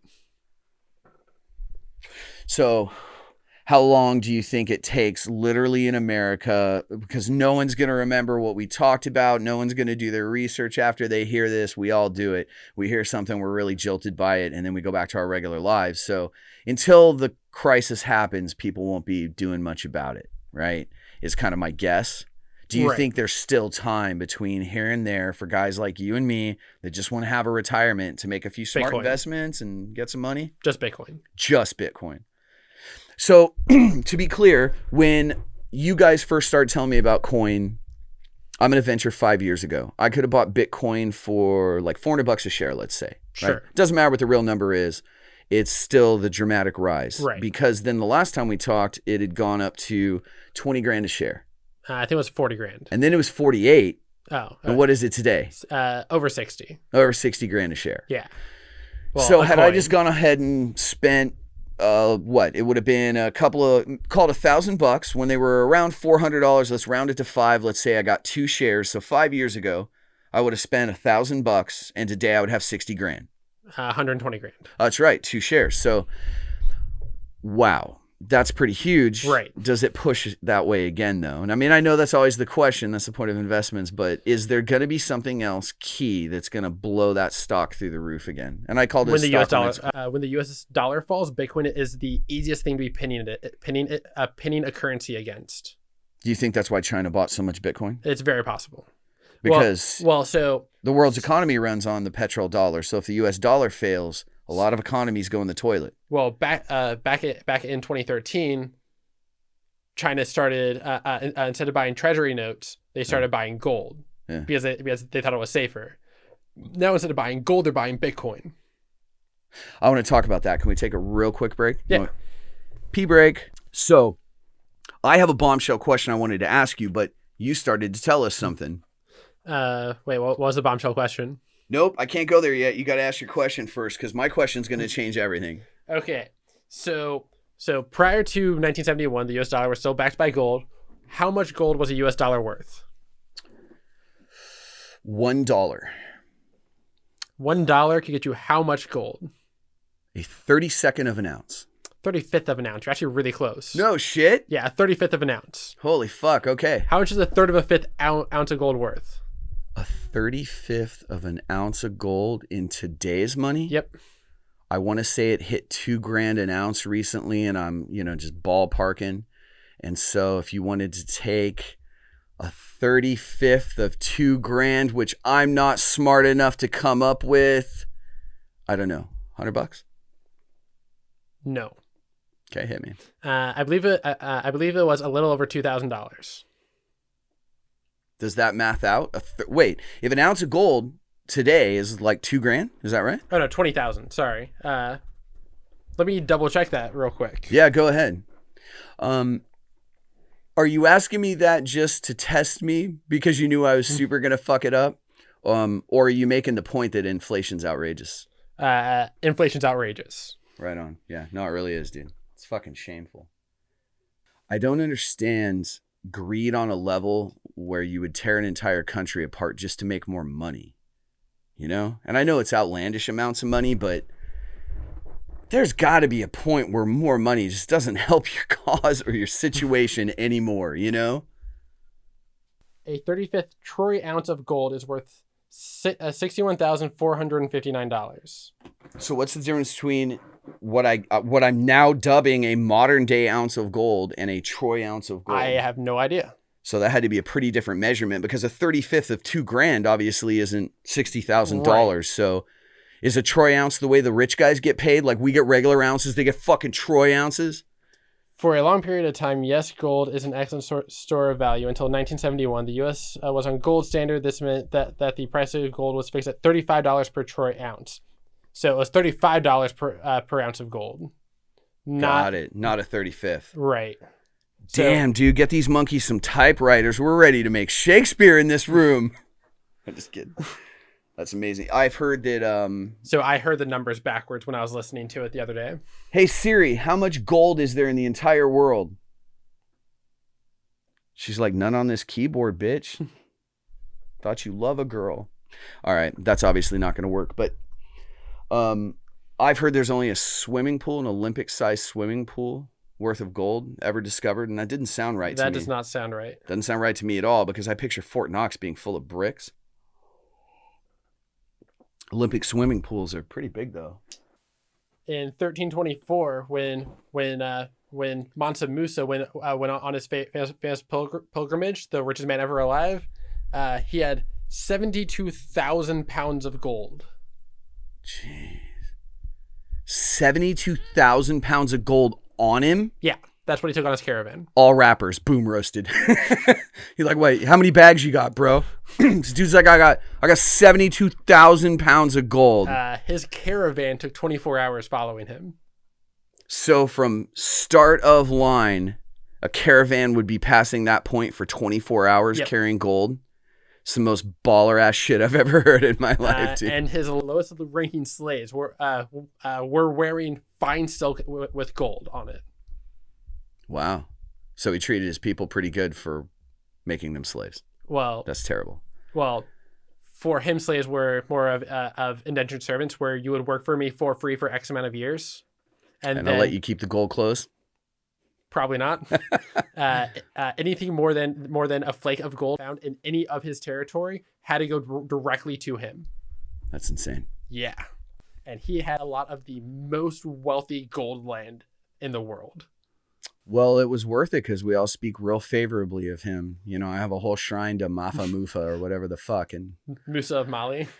no disrespect to anybody or their family or their name or whatever, but I'm not making fun of his name. I just don't give a fuck about how rich some dude was. You know what I mean? It's a great story and I like to hear it, but it's like, I think that's what these people are motivated by. They think like 500 years from now, we're gonna be like, yeah, Bill Gates, right? And it's like, we're just not going to care, man. I don't know. We all still know Rockefeller.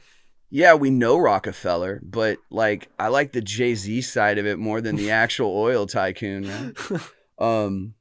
I just don't think people care. And I think these guys are under the impression that we do. And they think if they put statues up to themselves and name the library, that they don't evaporate in 50 years. But I had that idea introduced to me on this show. Somebody proposed that like you die and in 50 years, you never existed. Yep. And I just never thought of it in that perspective before, but they're absolutely right. Like no one's visiting that gravesite generation 3. Nobody remembers. Nobody has heartstrings connected to it. And maybe that's a shame, but I'm not one of these people that felt the need to procreate or continue a lineage or duplicate myself. So I don't want a statue. I don't want my name on the library. I don't care. But I feel like these dudes, women too, up at the top, that's part of that sociopathic mindset, I guess, where they got to see their name in lights, you know? I mean, yeah, like some people care about the legacy, some people don't. Like that's up to the individual. I hear the word legacy a lot. I mean, think it's a weird obsession, but I mean, like I couldn't even name my great-great-grandfather's name. Interesting you say that. I have a picture of my great-great-grandfather. I know very clearly who my great-grandfather was. I have fond memories of him. I guess I'm fortunate that way. Same. Right? But yeah, just one more generation. Just great-great-grandfather. No disrespect means nothing to me. Yep. Nothing at all whatsoever. And that seems like kind of a shame, but why is it supposed to be meaningful? Like, why is it meaningful that I had a kid and they had a kid and they had a kid? I mean, it's neat. I love my family. I just don't understand the moth to the flame effect with it. People are real obsessed with making duplicates of themselves. You want to have kids, right? Yeah. What's the deal with it? From your angle? Well, I want to, have someone I know I'm going to be with for the rest of my life before I ever plan on it. That's great. And I want to have 3 kids. Three's the number I want. Okay. My parents had 3 kids. I really enjoyed my childhood. Like, not all of it was perfect. We didn't have a lot of money by any means. Nobody did, man. But yeah, like I liked my childhood. I feel like having 1 kid is terrible because I don't have anyone to play with it and like really interact with. Having 2 would be fine, but I don't know. I just feel like 3 is the right number. Sure. I mean, don't you kind of want to say 7 because if the economy falls, it's like you're going to end up with 3? Just can't do this. No, I say that because we were talking about generational differences the other day on the show, and we were just talking about like great grandparents. Here's the generational difference. They might have had 11 kids hoping to end up with a family of 7. Yeah. I mean, that was facts, right? Yeah. So the medical just wasn't there at the time. So let me ask you about this because we're talking about investments, which sounds like we have a short window to do, right? Maybe a couple of years to get into a market, get out, or get stable through owning tangible goods, property. Right. Buy a house, buy property and land. Right. So buy property, buy Bitcoin, buy gold. You don't need much else. So here's where I'm kind of tying it together at a crossroads. You know, I guess it's a little confusing even for me. It's like we're going to invest, but we have to look at the fact that there could be a total collapse in a couple of years, which you always have to look at that. There could always be a total collapse. We've been through a lot of things as a nation. It certainly feels that way in the air these days, though, huh? With what they're playing out on the news. Yeah, but if you want to think of something real terrible, think about all of the people getting close to the age of retirement. Yeah, that's pretty terrifying, where you're not going to have the time or the physical capability maybe to make the money up, or your retirement's all tied up in the economies that could crash. Yeah, right? It's like all of you, like the vast majority of people like don't invest in the stock market. Sure. The vast majority of people will have their money in their 401ks. If the dollar collapsed what happens? Yeah, I get fucked. I've never believed in 401ks. I mean, I have money in a 401k, but they're fine. But I mean, they're like having a piggy bank on your shelf. Like nobody's going to tell you not to do it. It's fine, but it's not impressive. It's like, it's okay. You're much smarter than that, and that's why I want to get this investment information out of you. But I started to ask where it all ties together at that crossroads is like in the midst of a possible financial collapse, which seems likely to a lot of us, you still want to have kids? Yes. Okay, so the country might fail, but you still want to have kids? I've just always wanted kids, and I think that I want to be the best parent I can be for those kids. Okay. And deal with whatever's going on outside of the house. And as soon as I get back into the house, it's about the kids and the family. Yeah, right on. So you're going to march forward with your plan. The world's going to be what it is when you get there, and you're going to make the best of it. I mean, like, that's rad, man. I mean, like, realistically, if the U.S. dollar collapse and like the government fails, we'll probably end up being pegged. Probably, like, it has to end up being against Bitcoin because every other major country has gone to fiat currency. So the global currency has to become Bitcoin. Has to become Bitcoin because so many nations have already invested in it and it's stable and it's universal? Well, yes. So the fiat currency has to be stable. Like, it has to be. Yeah, it'd be nice. Has right. to be, though. Right. So Bitcoin is the only one that actually makes sense. Like, we talked about a couple cryptocurrencies. Like, it can't be Dogecoin. It's too volatile and it's not worth enough money to where that countries investing in it would raise the price so much that it's not funny. Okay. So it can't be Dogecoin. But don't you think if China's maybe buying Bitcoin that it could be got? Like maybe there's something going on there? So the other option is if a country has enough Bitcoin, you could peg the economy against them and peg their money against Bitcoin. So China could be making a power play to set themselves up as the number one nation. Yes. Interesting. I mean, I'm not sure if that's what they're doing by any means. Sure. Yeah, I'm not commenting on that either. It's way out of my depth. But... Right, 100%, like way out of my range also. But the global, the global currency has to be paid against something that's paid against a actual material. Otherwise, they're just printing money and devaluing their own economy. Well, isn't that what they're doing now, though? Well, yeah, that's exactly what the U.S. has been doing. They don't give a fuck, right? That's one thing I want people to understand. Like, hear me on this. Everybody at the top, so I'm not talking about neighbors, I'm not talking about your friends that are pumping super duper American pride up your ass all the time, are doing that for a reason. And you should know that. You should know that they're constantly trying to convince us that we're number one and we're too big to fail and the government's got our back. Now, don't get me wrong. I have a lot of American pride. I love my neighbors. I fly an American flag right on the front of my house. So do my neighbors. So I'm not talking about like regular people. I'm not bashing American pride. But this country's being run by fuckheads. And I guess I'm on one with that today. But these guys are affecting all of our money. And that's why it's scary for guys like you and me to invest. Right? I mean, true story. I don't know. So I think they're tanking this country because they don't care. Because here's the part I was saying you got to hear me on. These people don't just live in America. Sure, some of them do, and maybe they do now, but they've traveled to Europe a lot. They could go there. When things got really bad in certain places of Europe during World War whatever, the rich were someplace else. It would happen here in America. Well, actually, the rich in those countries borrowed money from the banks and bought more land and bought security and all these things and just weren't messed with because they had too much security and people with guns. Yeah, here's the reality of America. Everybody's well-being is tied up in a bunch of games. And if you want to play fair, you have to teach everybody the rules. You have to teach everybody to play. We'd all be in the stock market if it was fair. Or maybe it becomes fair when we all get into it. Right? Maybe it's not just the stock market. Maybe we all should have a say in, should there be a Federal Reserve? Should they be allowed to call it the Federal Reserve? No, there should not be a Federal Reserve because the U.S. dollar should be backed by gold. And realistically, we could save the U.S. dollar if we got it backed by gold again. Sure. But the price would have to be absolutely absurd. So because we don't have enough gold. So my bombshell question was, does any of this matter if the U.S. economy falls? And do you believe that there's such a thing as being stable enough? Like you have a house, you have some of these hard, tangible goods you're talking about to get by. Like if the economy tanks, it's another Great Depression. Everybody's staying home, right?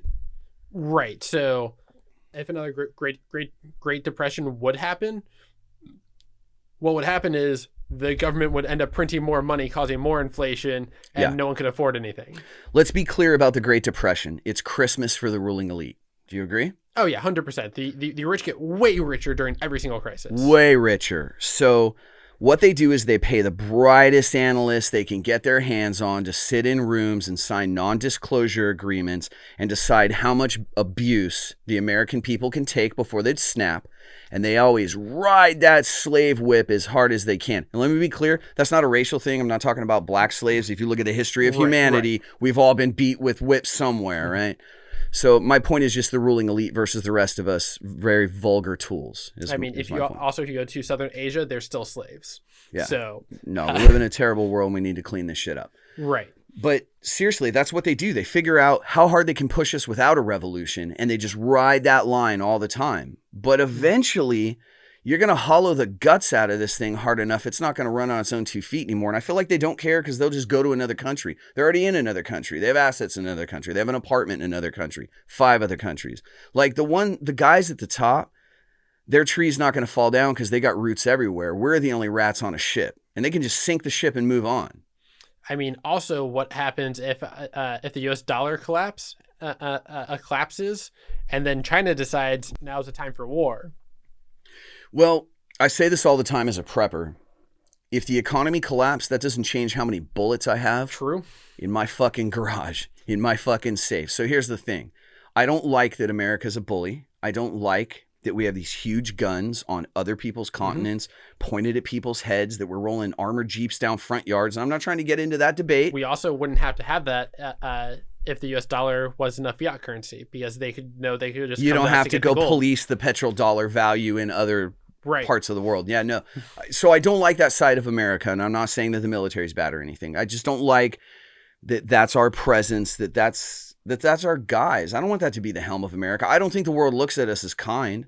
I think we look like a bunch of spoiled, fat, rich kids. Yeah, because we have the biggest consumer market in the world, and we produce absolutely nothing. And we're takers. America as a whole is a bunch of fat, lazy takers. Sorry, get fucked. Eat it in the face. That's what it is, right? But everyone follows us as the global currency because we have the biggest military. Right. So basically, we're the bullies. Yeah, 100% we're the bullies. 100% we're the bullies. I've always kind of felt that way since I started looking into it. And it doesn't feel good because I don't feel it represents the American people. I mean, we're definitely not the worst country in the world. Of course not. I mean, go ahead. Crap, what country was it? Don't name a worse country in the world. That's just disheartening. What if somebody from there heard it and they're like, "Oh, we are"? Like that's. Well, did you hear about all the missiles going into Palestine? Breaking my heart, man. There's people just trying to go to their job and there's missiles being fired into their city. Someone made a map about where all the missiles were being launched to onto like Google Maps, like with those little like marker things. Did it make Jesus' face? No, you can't see anything. It's just the red. It's just missiles. Yeah, it's like it's just the those little like upside down teardrop. Yeah. Yeah, it's just those everywhere. Yeah, so they have that is it iron shell defense system, something like that? Iron Temple Mosque. Yeah, whatever. It's got a really cool name, and their defense systems have been picking it up, but that's really awful, man. Right. But while that defense system was Iron Dome. Yeah, Sorry, whatever it's called. While it was shooting down all the missiles, the shrapnel was still killing people. Sure, of course. Yeah, children were dying in the streets. It was like absolutely terrible. It's all absolutely terrible. And unfortunately, it ties into our conversation because unfortunately it all revolves around money is a point that I should make. Like, look, 100%. If you watch somebody really cool, incredible, and I mean real street cred like Vice News or somebody, and they'll go interview these terrorist groups, literally risking their lives to get a real news story. Tucker Carlson get fucked. So they go get this real news story and they're there risking their lives. And what they're hearing is like, these people don't want to be warriors. They're not like, I want to be a terrorist. They're like, I want to feed my family. And these assholes take all the resources. And so I'm going to go fucking kill them so I can feed my family. They don't want to be a terrorist forever. Well, they're just trying to accomplish, in most times, freedom.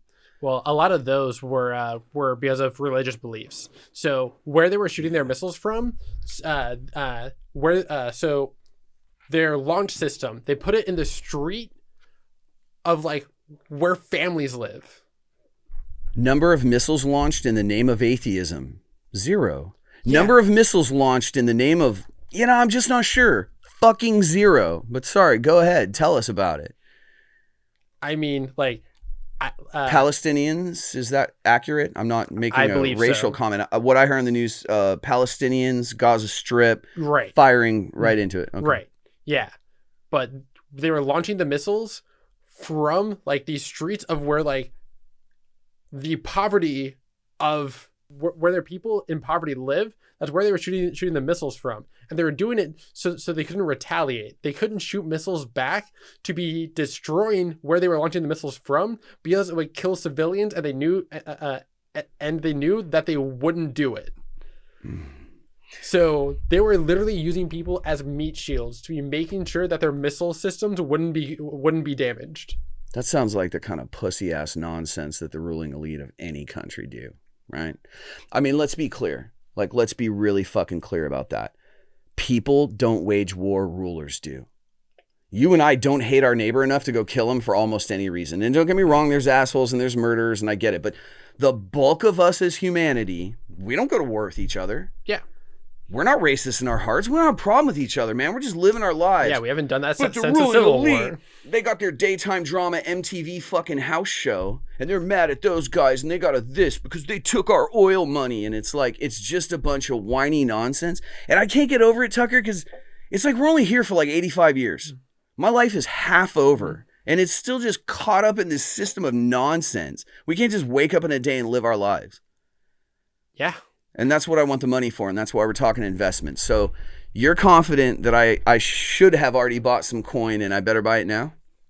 I'm not saying put all of your money into Bitcoin. I'm saying if you believe that the US dollar will fail, which is something I do, that Bitcoin is probably the best investment. It wouldn't surprise me to be seeing Bitcoin break 6 figures this year. It wouldn't surprise me for it to be breaking $1 million if the U.S. government doesn't collapse within 10 years. Do you mind telling people how old you are? I am 26.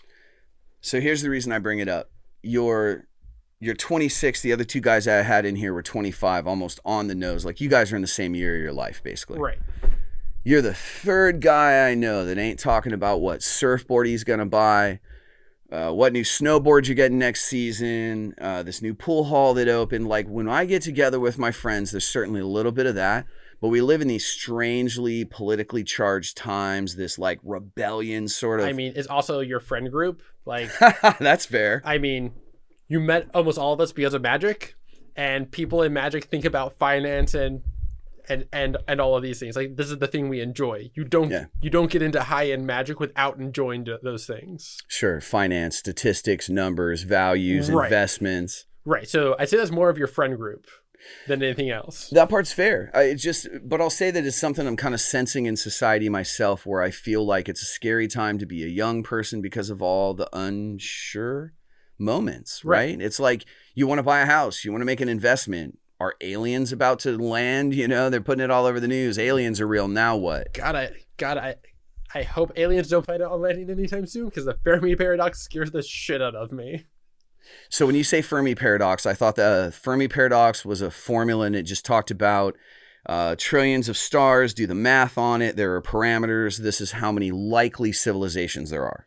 So that's the basis of the Fermi paradox, but there are solutions to the Fermi paradox also, talking about the great filters that could happen where when you get to certain levels of civilizations that the majority of civilizations die at certain stages, and we're like a type 0 civilization to begin with, right? No. You're saying stages of civilization. Sorry, go ahead. Right. So there's different stages. So it's like, first off, you have to become a intelligent civilization, self-aware.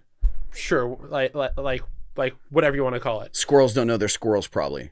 And then you have to like be able to use all of the resources on your planet, then all the resources in your solar system, and there's different theoretical filters for it that most civilizations wouldn't get past, but theoretically, if that isn't the case, there is an advanced civilization that just doesn't think we're like worth talking to, and whenever we become far enough along, they'll just come in and exterminate us because they don't want competition. So there's like a lot of different solutions that could happen on why we're not seeing other aliens. So there's like the Great Filter. There's the theory that all intellectual species that ever occur end up blow themselves up. Right. Yeah. And end up killing each other. Like there's all sorts of different things. But the one I think is the most likely is the simulation theory. So where we're all just in a simulation and like it just choosing not to have other aliens for other spots, and it's just like, yeah, let's just make a simulation like this and see what happens. So I used to ask every guest on this show a series of questions called the Big Six, and I just got out of the habit of it. But I just absolutely have to ask you these real quick. Do it. I just rapid fire them. You believe in God? No. You believe in aliens? Yes. Do you believe we can save this country? No. What do you think's next after this fall? New question. I think it's going to end up being that we end up not being the biggest powerhouse, but we end up becoming more of a, well, like more of one of the other nations, like any of the European Union nations, any of the Asian countries. Like we end up just becoming another country, and China's going to become the biggest country. Interesting. Before I get to that, I injected that new question before I ask. Do you think that religion, all religions, I'm not picking on any particular one here, has helped, hindered, or a combination of both humanity? Religion has helped humanity up to a point. Religion is really good for the morality of people, but it is not something to be basing laws and decisions off of for a country. So religion's really good for the individual. It is really terrible for a country. Okay. I've never heard it put that way before. I mean, not in a lecture, not in college. Like, that was a pretty cool way to state it. So it's good for an individual. It's bad for a country, or we could substitute system. Okay. So right. Personal experience. Go ahead. Okay. So this way, if you have a reason to be living a good life, and that reason makes you happy, and that reason makes you a more fulfilled person, I see nothing wrong with that. Amen. As soon as your religion starts changing the behavior of the economy in a way that isn't rational, I have a lot of issues with it. Okay, so let's lift the pin on that real quick, because we're talking about investments in a rapidly changing financial climate where a lot of unknowns could happen. Yeah. Don't you think that since they just announced on the news 6 different ways, and it's starting to trickle into people's conscious that they're promoting, I'm not commenting on whether it's real or not, aliens are real, they're here, now what? Don't you think that's going to affect the economy, investments? Like, doesn't Bezos, Blue Moon go nuts overnight, and Virgin Galactic, like you text me about, like that goes big? Isn't everything space, everything, period? So if aliens do show up, and they bring technology greater than ours. Both of those things have been confirmed by the United States Department of Defense in the last 3 months. Both of those already happened. Okay. Why I didn't hear about those, I don't know. But it's weird the way they're trickling it in. But to be clear, whatever today's date is, and I'm not great with such things because I kind of don't care. As of right now, we are in May of 2021, and next month, we're about to get that report from all the alphabet soup of like the CIA, the FBI, of what they know about aliens. That was in the last time they gave us $1,200, $1,400, whatever, that they gave us. So that was written into that bill that these agencies had to release this information. Since then, there's been a pretty hardcore, slow but consistent trickle of validations. And the validations go like this. Aliens are real, now what?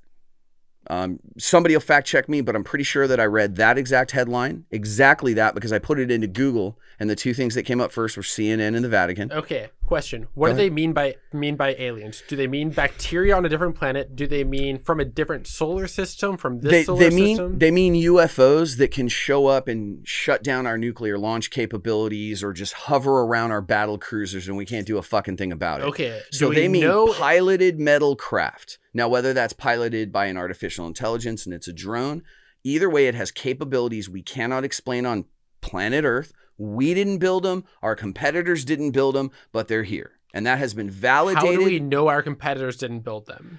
I don't know that we know that, but let me just pose this to you. Do you think of somebody like a Putin, who I don't know personally, right?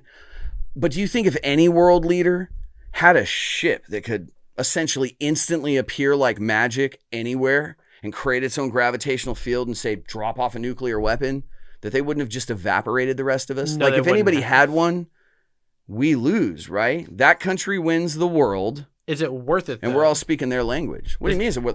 Was it worth it when Hitler tried to do it? Was it worth it when Caesar tried to do it? Was it worth it when Alexander the Great did it? No. It's just what I'm saying is, boys and their toys. These assholes want to run everything. Is it?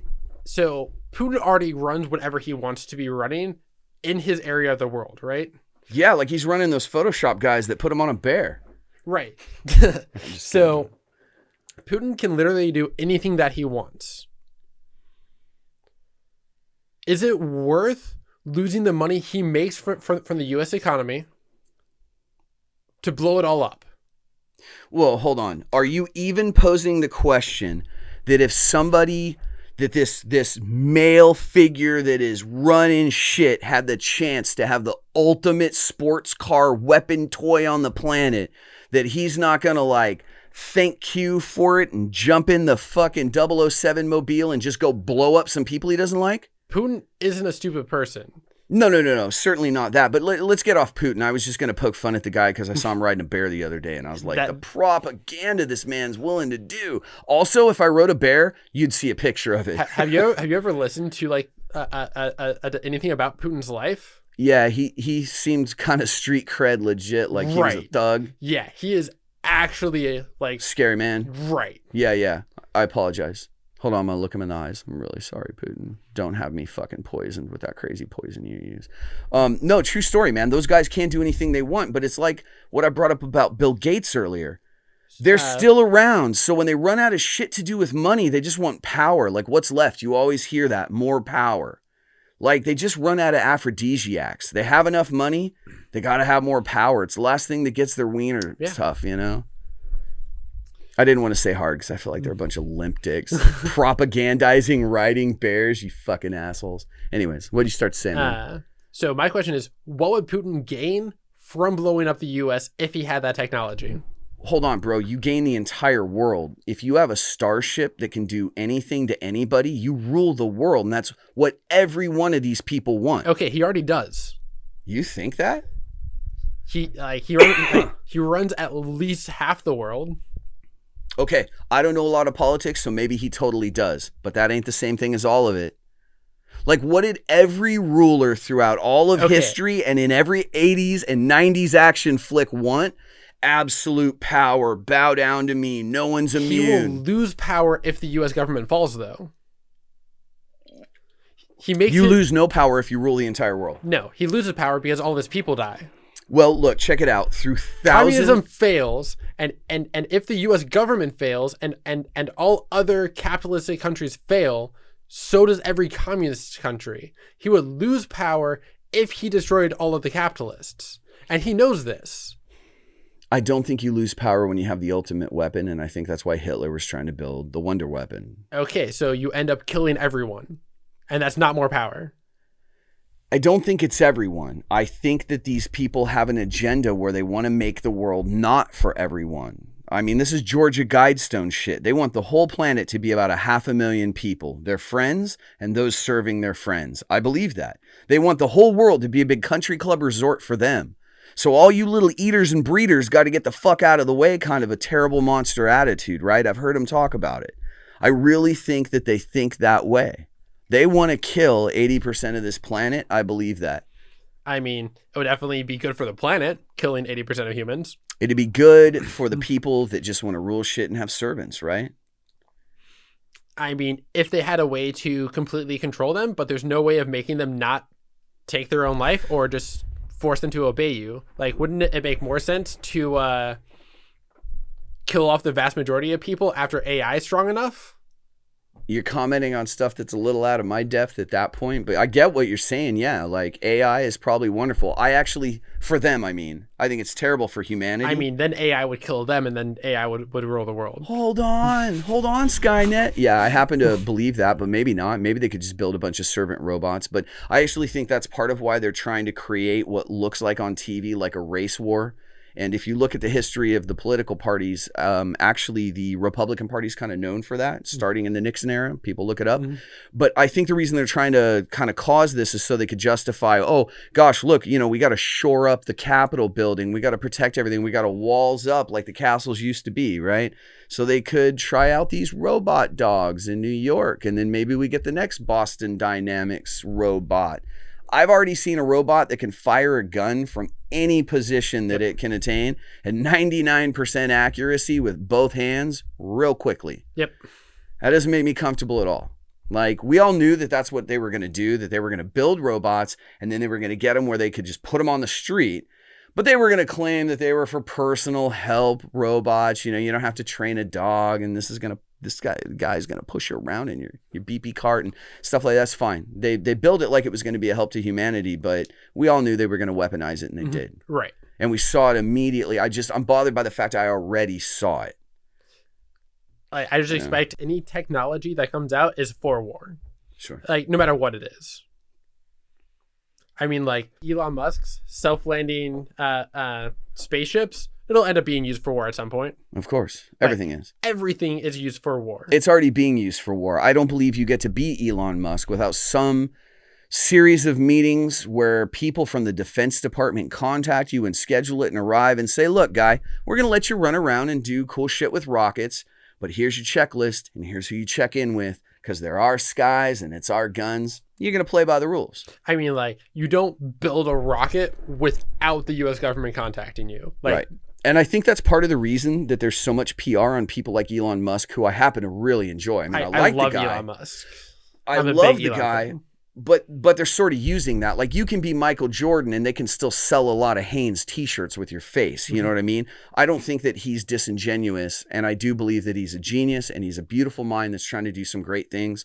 But I think like a pandemic hits, these dirty bastards at the top will just always maximize their profits. They'll squeeze the juice out of any situation.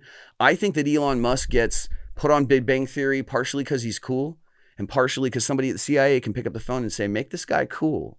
Because whatever direction he goes, a lot of people lean, and that's power. Yeah, he has probably the biggest influence of any person in the world outside of rulers of nations. It's interesting, right? I mean, like, it's like, I'm questioning who has more political pull, Elon Musk or Joe Biden. I don't know. I've never seen Elon Musk fall down a set of stairs, so it's really hard to do like a one-to-one comparison. I don't know. I did see him break a window with a metal ball that he said was unbreakable. Although if I was trying to beat him, I think as Elon Musk, I would just ask for a staring contest because I'm pretty sure Biden would just die. That's great. I'm not an ageist, but I don't like anybody at the top, so fuck y'all. I mean, like, statistically, Biden should have died by now.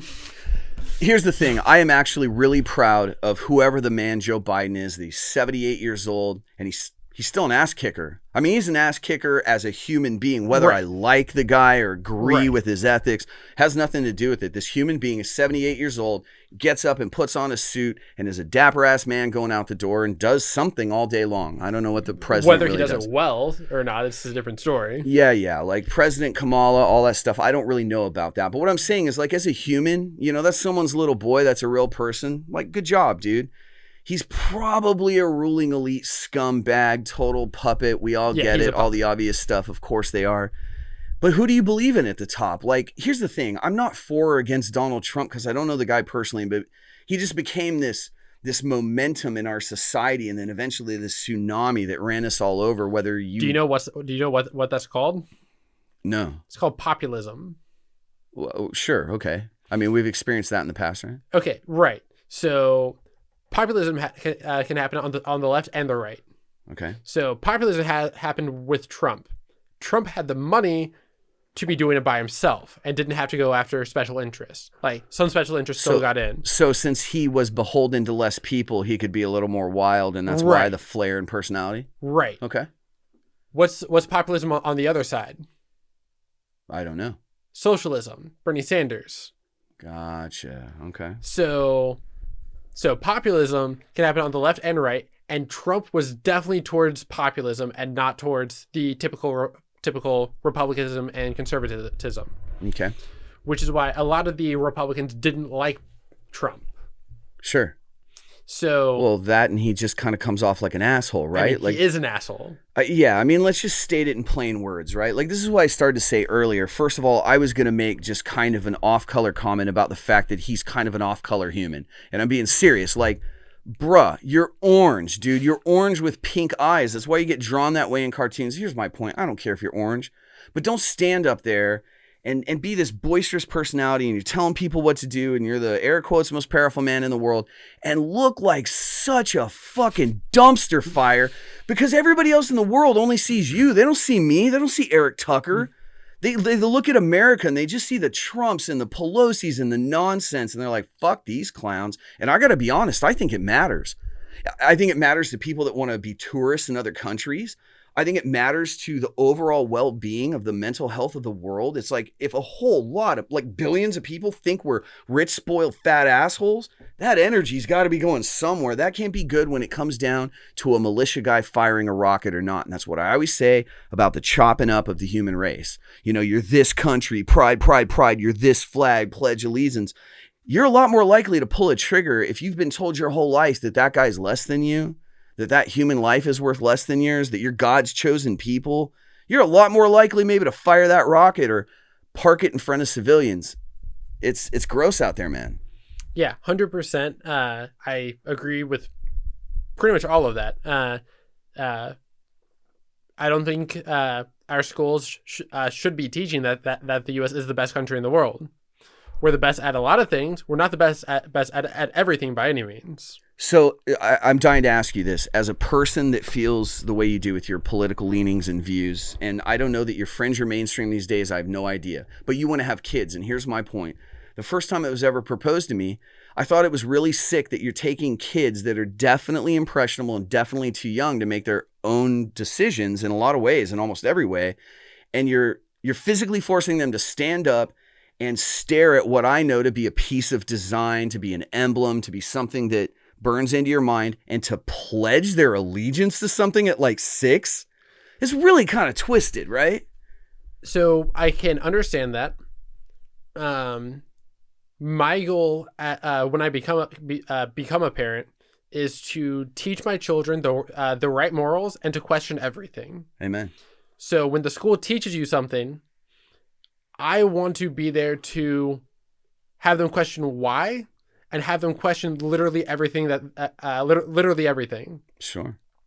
I'm like, even counting 1 to 10, there's mathematical formulas saying why that's wrong. Like you can go to base 2, base 3, base whatever. I mean, computers use hexadecimal, which is base 16. Sure. Like why use 1 through 10? Well, let's be honest. The education system, it's tough. It's tough. I have a lot of respect for it, but it's got a long way to go right now. It's falling behind pretty hard, right? And technology. California is teaching like 182 genders or something like that. I'm sure they aren't. I mean, like when you teach things to kids, they believe it. When you teach kids, you mean they're teaching that in school? Yes, they're teaching. I thought you meant in the public school system they were recognizing 180 something genders, and that's causing problems at school. They are teaching. I know it's over 100. That there's over 100 genders? Yes. So they're teaching male, female, transsexual, bisexual, demisexual, and all these other things. And they're teaching that to kids as young as 3rd grade.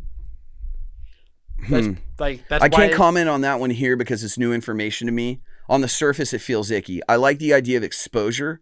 I like the idea of just like, hey, this exists. I have a feeling that's probably not how anything's being taught. So Oh yeah, 100% not. Sure. They're saying each one of these is regular for everyday people, and they are all equal. So saying that they all occur at the equal amount to a natural male and female. we would have to look into that. That is my understanding about it. Deborah So, which is the person I'm getting the majority of that information from. She was on Joe Rogan, and she does a lot of really cool stuff. Right on. Okay. So people should check her out. Oh yeah, 100%. 100%. Like, Okay. not saying you have to agree with it. You can debate any of it. 100% do your fact checks. 100% do your research behind it, and like 100% like do all of that. Question everything. Yeah, question literally everything. Question literally everything and do your own research is probably the two most powerful concepts you could have in your life, right? Yeah, as soon as you say don't question this or don't think about it, that's when I'm just like, you're full of bullshit. Yeah. Yeah, and it's a tough line to walk because on one hand, I don't want to be a contrarian. I don't want to just not get a vaccine because they told me to. What I want to do is I want to do some research into what the options are, see if I get any paperwork with it, find a manufacturing date, maybe go read some independent sources, just regular people leaving comments, see if I think that's true. Like, I just think everybody should research everything before you eat a food or take a needle in the arm or cast a vote. It's sort of like, how dare you not, you know? You're casting a vote, or you're weighing in with an opinion. So you're saying, I matter, I should be heard. Be willing to change your mind, but at least do a little research too. Yeah, 100%. At least do a little research. Like do all of the research. Yeah. And don't just say, is this better than this? Look at other options. Like, that's the line in the sand with humans though, right? Is most of us think, oh, well, this is better for me. But some people think this is better for everybody. Well, fuck out of here. I mean, like, a lot of people say our healthcare system is terrible because it costs so much money. Right? I hear that a lot, sure. Okay, so who created the COVID-19 vaccine? Wasn't it Pfizer, Johnson & Johnson, and Higgity Pippet? So all of them are U.S.? All of them are funded by the U.S. Is that true? Yes. I mean, Russia came out with one that wasn't as effective, and they announced it beforehand. What was that one called? The you better fucking take it? The gun to your head. This is the only one you get? Yeah, it was something like that. I'm just kidding. But the Putin shot? Like, whatever you like, whatever. Putting this in your arm. I'm just kidding, dude. Drink this poison. Putting it in your arm is pretty good though. like the U.S. medical system is so good that it makes every other medical system better. Really? I believe that. I mean, I feel like our hospitals can do magic. Over 90% of all medical research is done in the U.S. because we have the funding for it. That's a beautiful thing. Right. So all of these other countries that have cheaper like medical care is because the U.S. does all of the research for them. Okay. Now I can get behind that, but I still feel like if what we were doing as society, and I mean just as society period, was trying to make sure people are okay, which seems like would be the only goal of society. Let's get together, and as a group effort, it should be easier than doing this in individual pockets, sections, tribes, right? Right. It should be. We're trying to hedge our bets and make things a little easier, and it makes sense. If that was the case, I feel like all government would do, all society would do, is make sure everybody has a place to live if they want it, make sure everybody has enough food to eat, and make sure everybody can work somewhere and motivate them to. And then certainly make sure everybody's okay emotionally, because I can tell you as an employer, your employees are no good if you don't do some human maintenance. Everybody's got to be okay. That's all we would do as society, right? It's like food, shelter, emotional safety would just come naturally to all of us, but that's not what we're doing as governments, as societies. We also need purpose in there, for sure.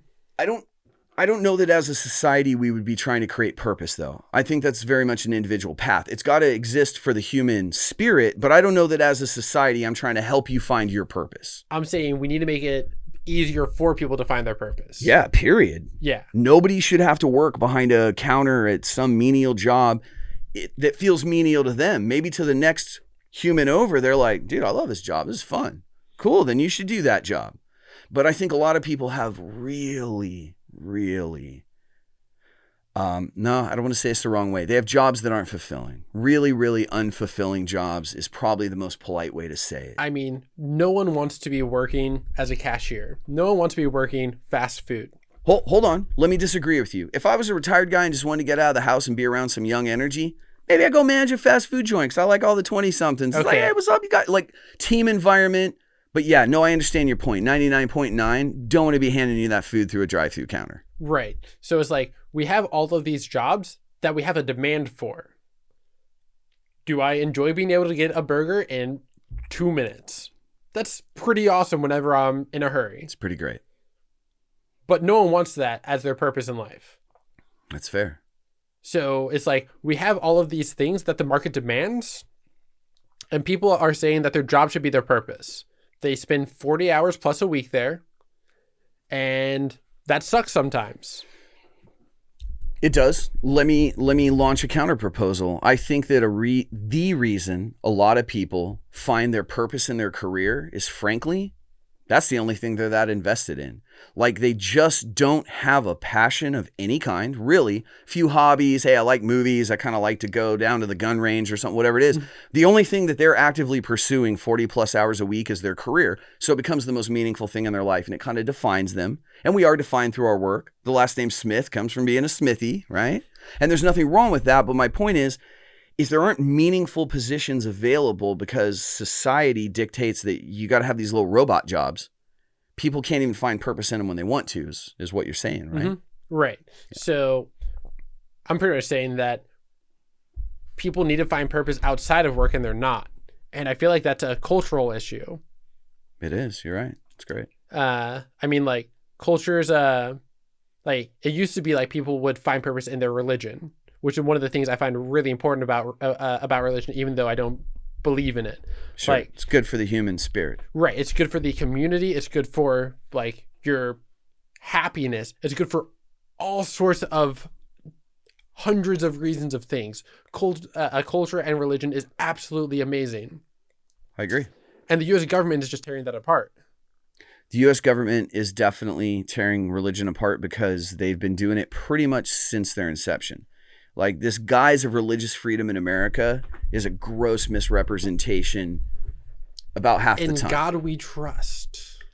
Well, okay, that part's actually okay with me. I wouldn't have included it myself if I was one of the people drafting the beginning of the country, but maybe people were all part of a belief system then. Like, I have a feeling there weren't a lot of atheists in times without a lot of science.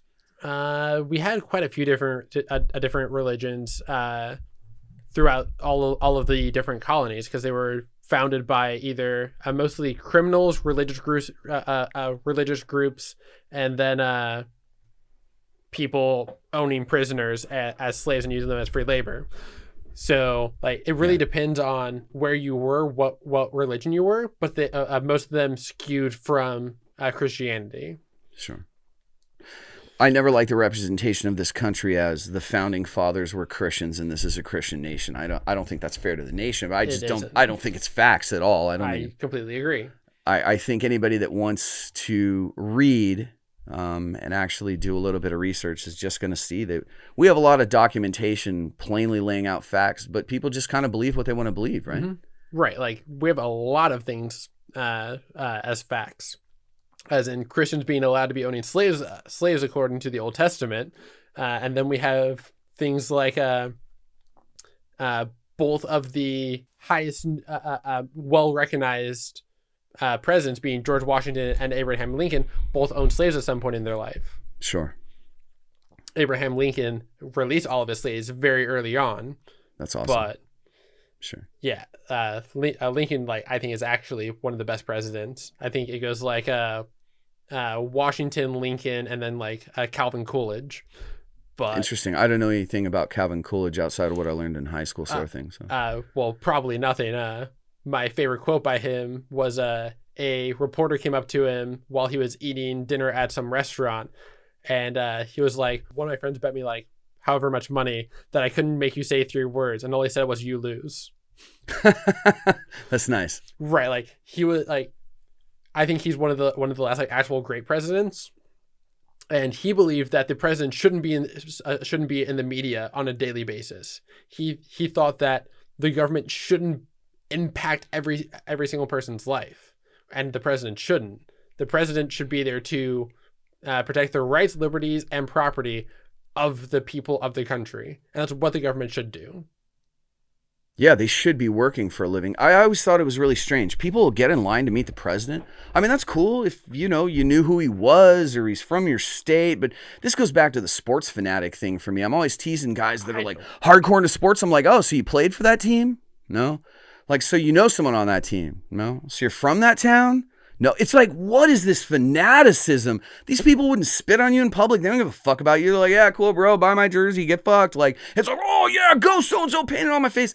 I've never understood fanaticism, but I think that it's just a distilled version of what happens on a complex scale with the illusions of like an absolute truth in religion and things like that, right? Like the whole planet's at war over different gods. It's all very strange. I mean, I can understand fanaticism because I went to a convention down in Dallas, Texas in like 2014, 2015, and I met the League of Legends voice actor who played one of my favorite characters, and I got super hyped about meeting him. I stood in the line for like 4 or 5 hours to meet him. So one of your favorite characters that you have a memory and association with, lots of memories, like it evokes an emotion. Would you stand in line to shake hands with the president? Depends how long of a line it was. Okay, and it would mostly be for bragging rights. What? Why? Like okay, so maybe you're making my point here. You're going to brag you what? Met the president? Yeah, I'd be like, yeah. People would be like, oh, you had yesterday off. Did you do anything cool? Yeah, I met the president. Like, I was sitting in line for like a half hour for that. Much more than that, probably not. It's so strange, man. I don't know. Maybe I just like skated too long or something, but I literally have no desire to meet anybody in a seat of power, whether I know anything about him or not. It's just like, so what? Like, you're the janitor for the country. Nice suit. You're supposed to be working. Like, okay, question. If you went to like Walmart or whatever retail or wherever, and Donald Trump was there, and there was a line like 10 minutes long, you would just walk by it? Oh, I have no desire to meet somebody like that. No, just why? I mean, it sounds exactly like this. You could walk up, just say "fuck you" and walk off. If the world, rice paddy, barefoot, certain type of fish catching champion / chef cook was someplace for 20 minutes, would you stand in line to meet said fisherman? No, because I wouldn't have the bragging rights because no one would know who that person is. I think that's probably feeding the machine. But here's my point. I watched this dude standing in his property. His front yard was a rice paddy, rolled up his pants, and he caught this epic. It was kind of more like a mud eel is how I would describe it. And, I fished around here. I don't noodle or anything, but it was just really beautiful what this guy cooked out of it. And I was like, God dang, man, it'd be so cool to just go there and do that. And if I ever saw that guy on the street, I'd be like, hey, did you catch that fish? What's up, man? Like, that's cool. Donald Trump goes by and I'd just be like, I don't know, leave me alone. I mean, like, I would also do that to Joe Biden, and I'm not a Biden supporter by any means. Sure. But I mean, like, I think it would be kind of cool to be meeting the president.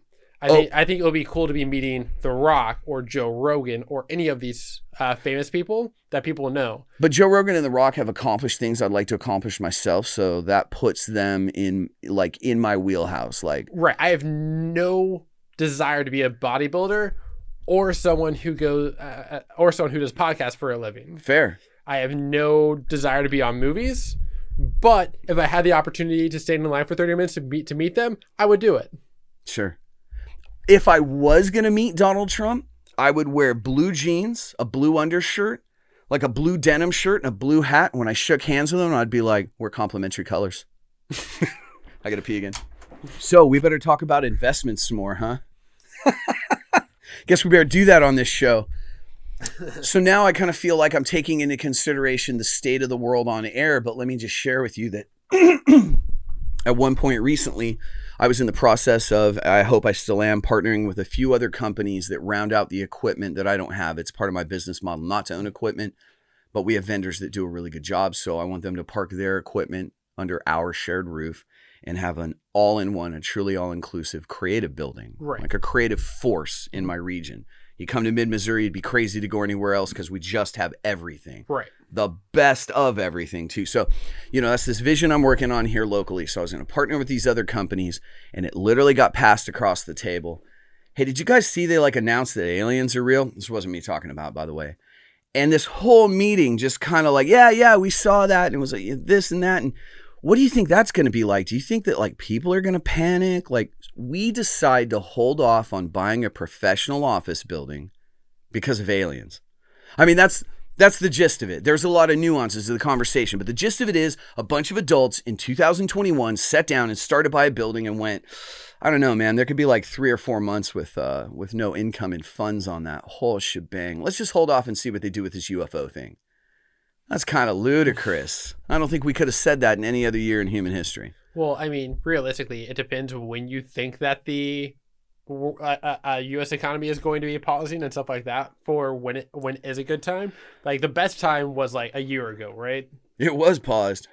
Right. Everything was paused. Interest rates were god awful low. Yeah. And if you got in prior to the housing bubble that's coming up, because housing's gone up an absurd amount. Yeah, I've had ludicrous offers on this house. I owned it 6 weeks when I had a ludicrous offer on it. It was an outrageous offer at the 6-week mark. 2 weeks later, it was bordering on ludicrous. And then I've had a knock on the door since where it's it just sounded fake. You want to buy this place for how much? I mean, it's a really nice house, but how much? And I'm not the only one, man. I have friends that have made that offer. In fact, there is a story going around this lake that I believe was confirmed. That this guy, having a beer in his couch one night, told his wife all these other stories we've been hearing. And they still had the sold sign, the full-on, the real estate agent left it when they moved, something like that. And this dude just writes on the sign, spray paints it and writes $1 million and puts it back up in his yard. And supposedly somebody knocked on the door and worked it out with him. I could name the guy. This isn't some random story that you hear. This is a person in this community that owns 9 businesses. I'm sure his house was worth $1 million all day long. But he told me the story himself, and I think I've had somebody confirm it. Damn. I mean, that doesn't surprise me by any means. For wealthy people from other states, and they're moving to Missouri, they're moving to St. Louis, Kansas City, Springfield, or Osage Beach. Sure. Where else are you going to go? I don't know if this will mean anything to you, but I just have to share this on camera. Do you know the number one reason it offends me this is called anything beach? Is what? I haven't bought one puck of Mr. Zog's sex wax here ever. And I feel like it should just be an unspoken rule, in the tattoo industry, that you don't get your neck or hands done before anything else, you goofy face tattoo rapper fucks. But if you're going to call your city anything beach, you have to sell Mr. Zog's sex wax and probably a decent assortment of sticky bumps. I just feel like that should be a thing. Well, I mean, people in the tattoo industry. It's true. We got to talk to some people about this. Yeah. We got to get some wax out. Yeah. I know you're close to people in the tattoo industry also. Yeah, that's fair. Why haven't you done this?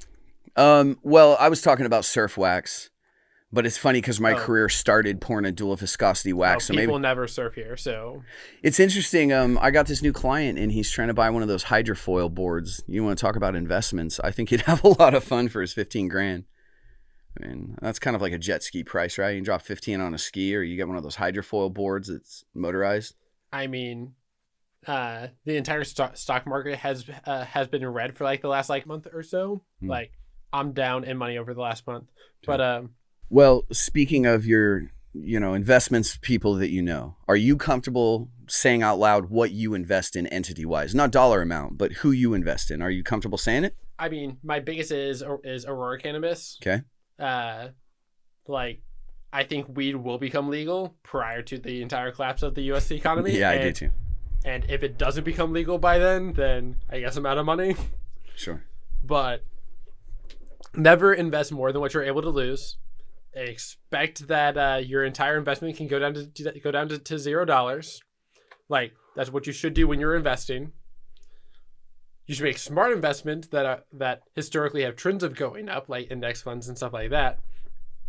But if you're really following the market, choose a couple companies that you think will do good, do your research on them, and then invest in them. It only takes a couple good investments to make your money work for you very well. Yeah, I've seen it work for you. And I'm being serious. Like, again, I'm not trying to bill you as a financial guru, right? I just think that you have really solid advice for your average person.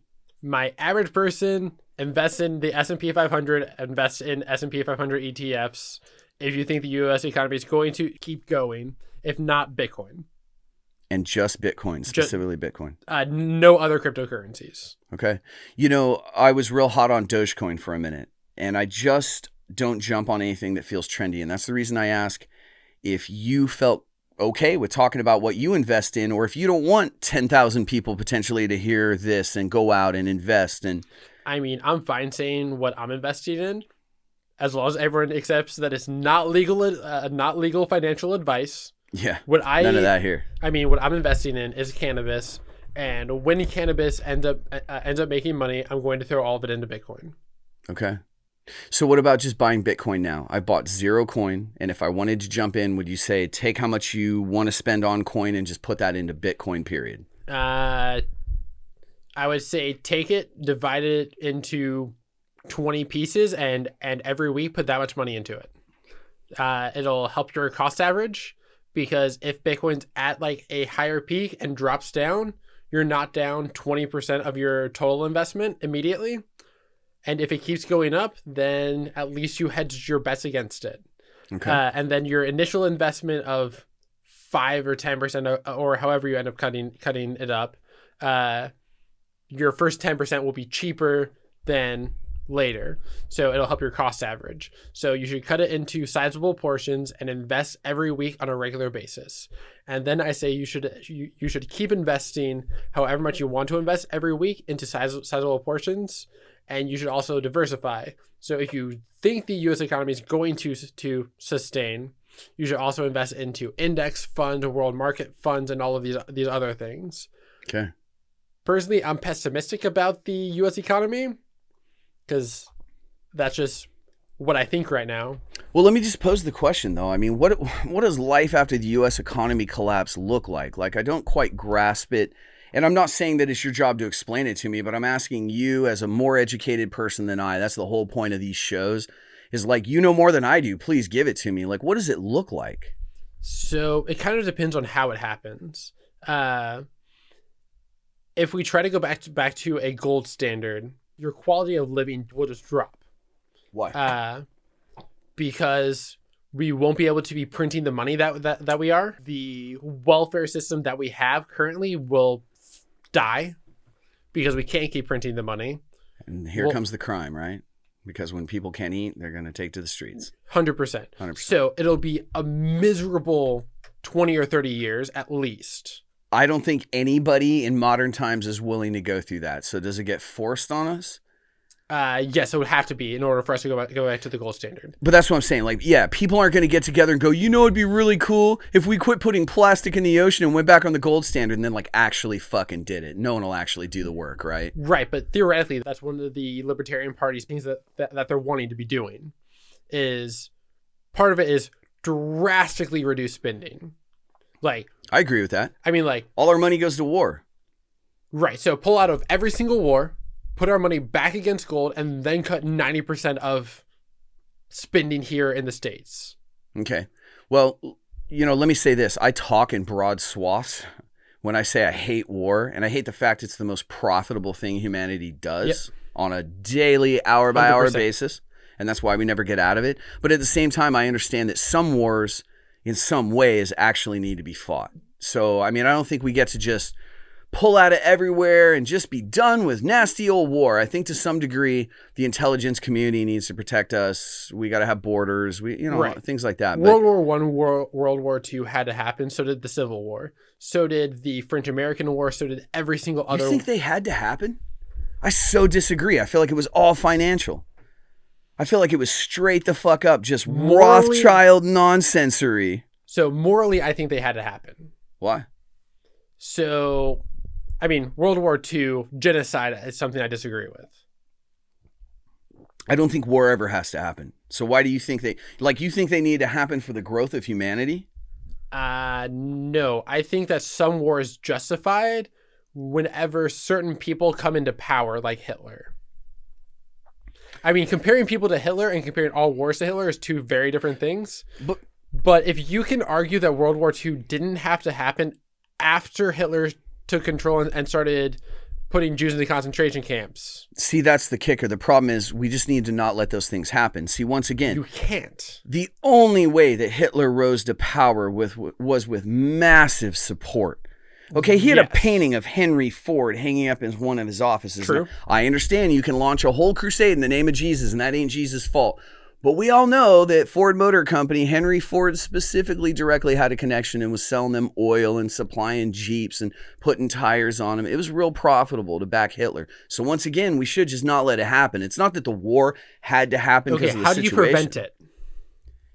We get rid of all of these guys at the top. And I don't mean males. I mean everybody that's ruling at the top. You round them up and you put them in court.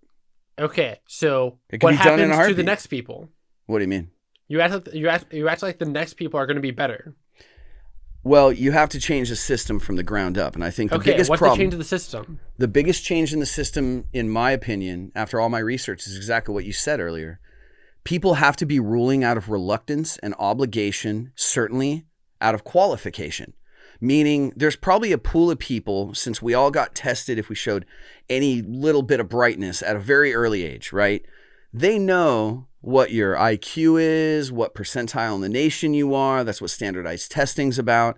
We could select as a nation a pool, a big pool, a pool too big to bribe everybody of people that are totally qualified to fill different positions, and something like jury duty. So you're saying more like a IQ test to be saying who's these reporters that would want to be doing it. I don't think it's that simple. I think it has to do with what your stature is, say, in your profession, in your field, in a community. So these are like Harvard professors and certain graduates of certain programs. Like you would be in the pool and it would say, hey, are you willing to do this? Is there any reason you couldn't do it? It's like jury duty, right? You're in the pool. And now there's 900 people that could be president because we, the society, not the political parties, have laid out all the qualifications and these people all meet it. And you got to go be president for a couple of years. Something like that. Because how do you bribe the guy when there were 900 the guys? Like, how do you break something on that scale?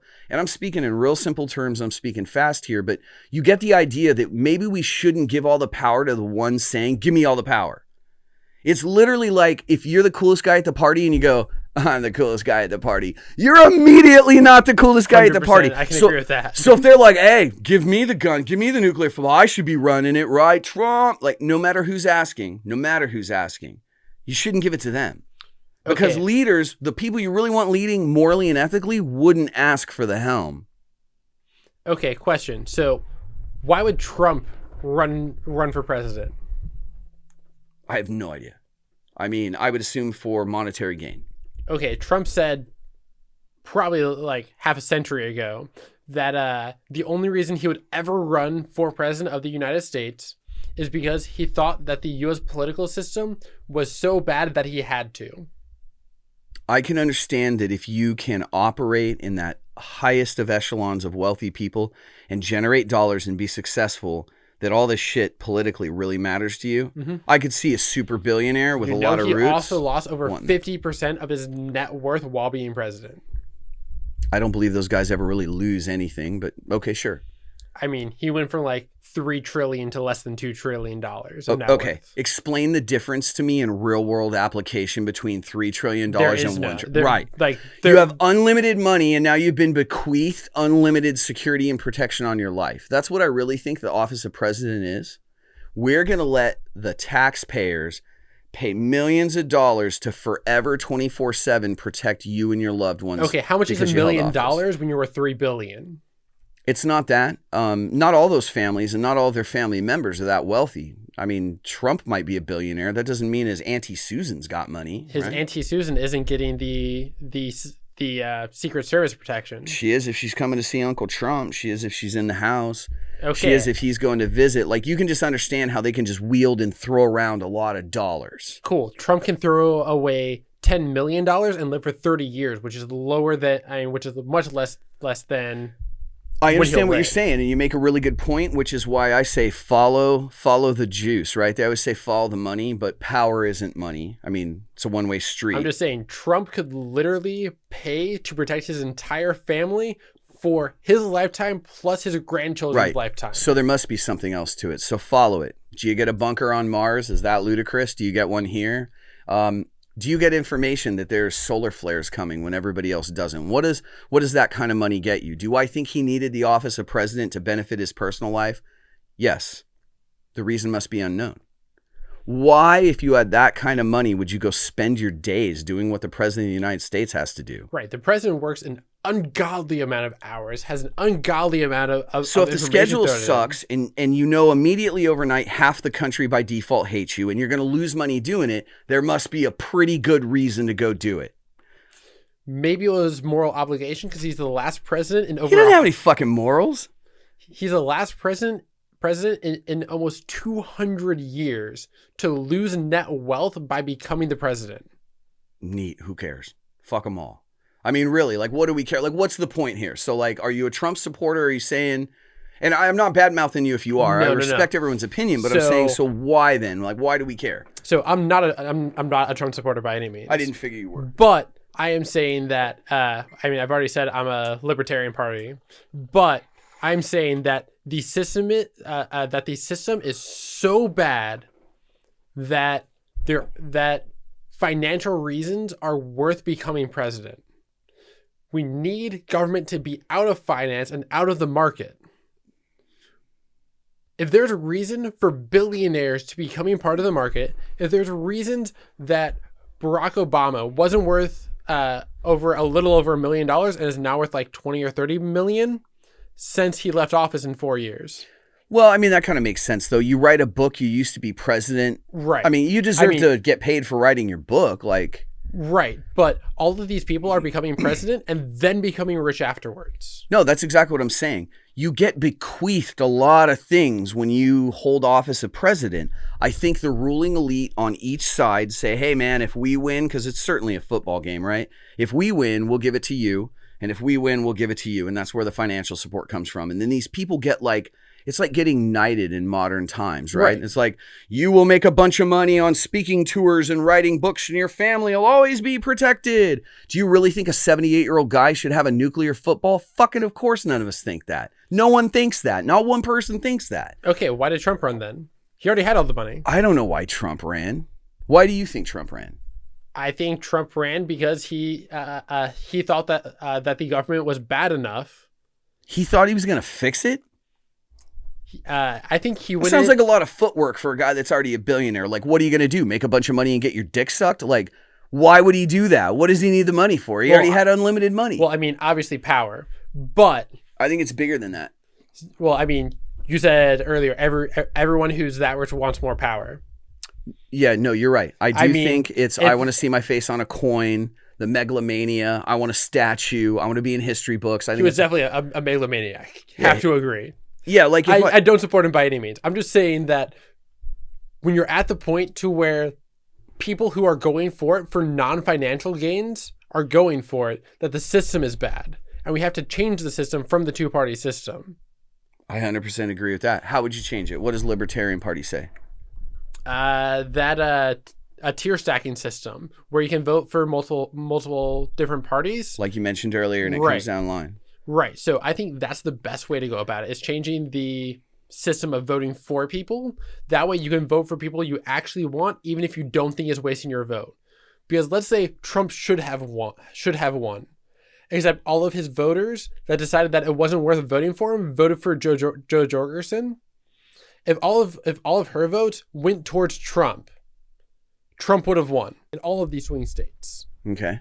Every single one of them. So you're saying that this third gravitational field kind of wicks votes away from the two main parties and causes maybe one of the main two to lose when they wouldn't have? Well, probably some of those votes also would have gone to Biden. I'm not saying that is the main swing, but I'm saying there's a chance that the swing states had people vote for the third party that would have transferred to Trump during this other system. So you're saying if they could have written down 2 consecutive names, they might have gone Trump and then this person you mentioned, meaning that those votes would have gone that direction. Or it might have gone that person, then Trump, meaning it still landed on the side they prefer. I got you.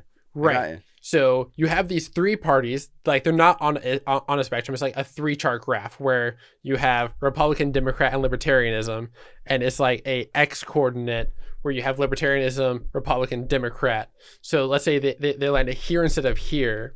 It would have changed towards Trump over Biden. Is a chance that could have happened where Trump would have become president over Biden if Joe Jorgensen hadn't been running.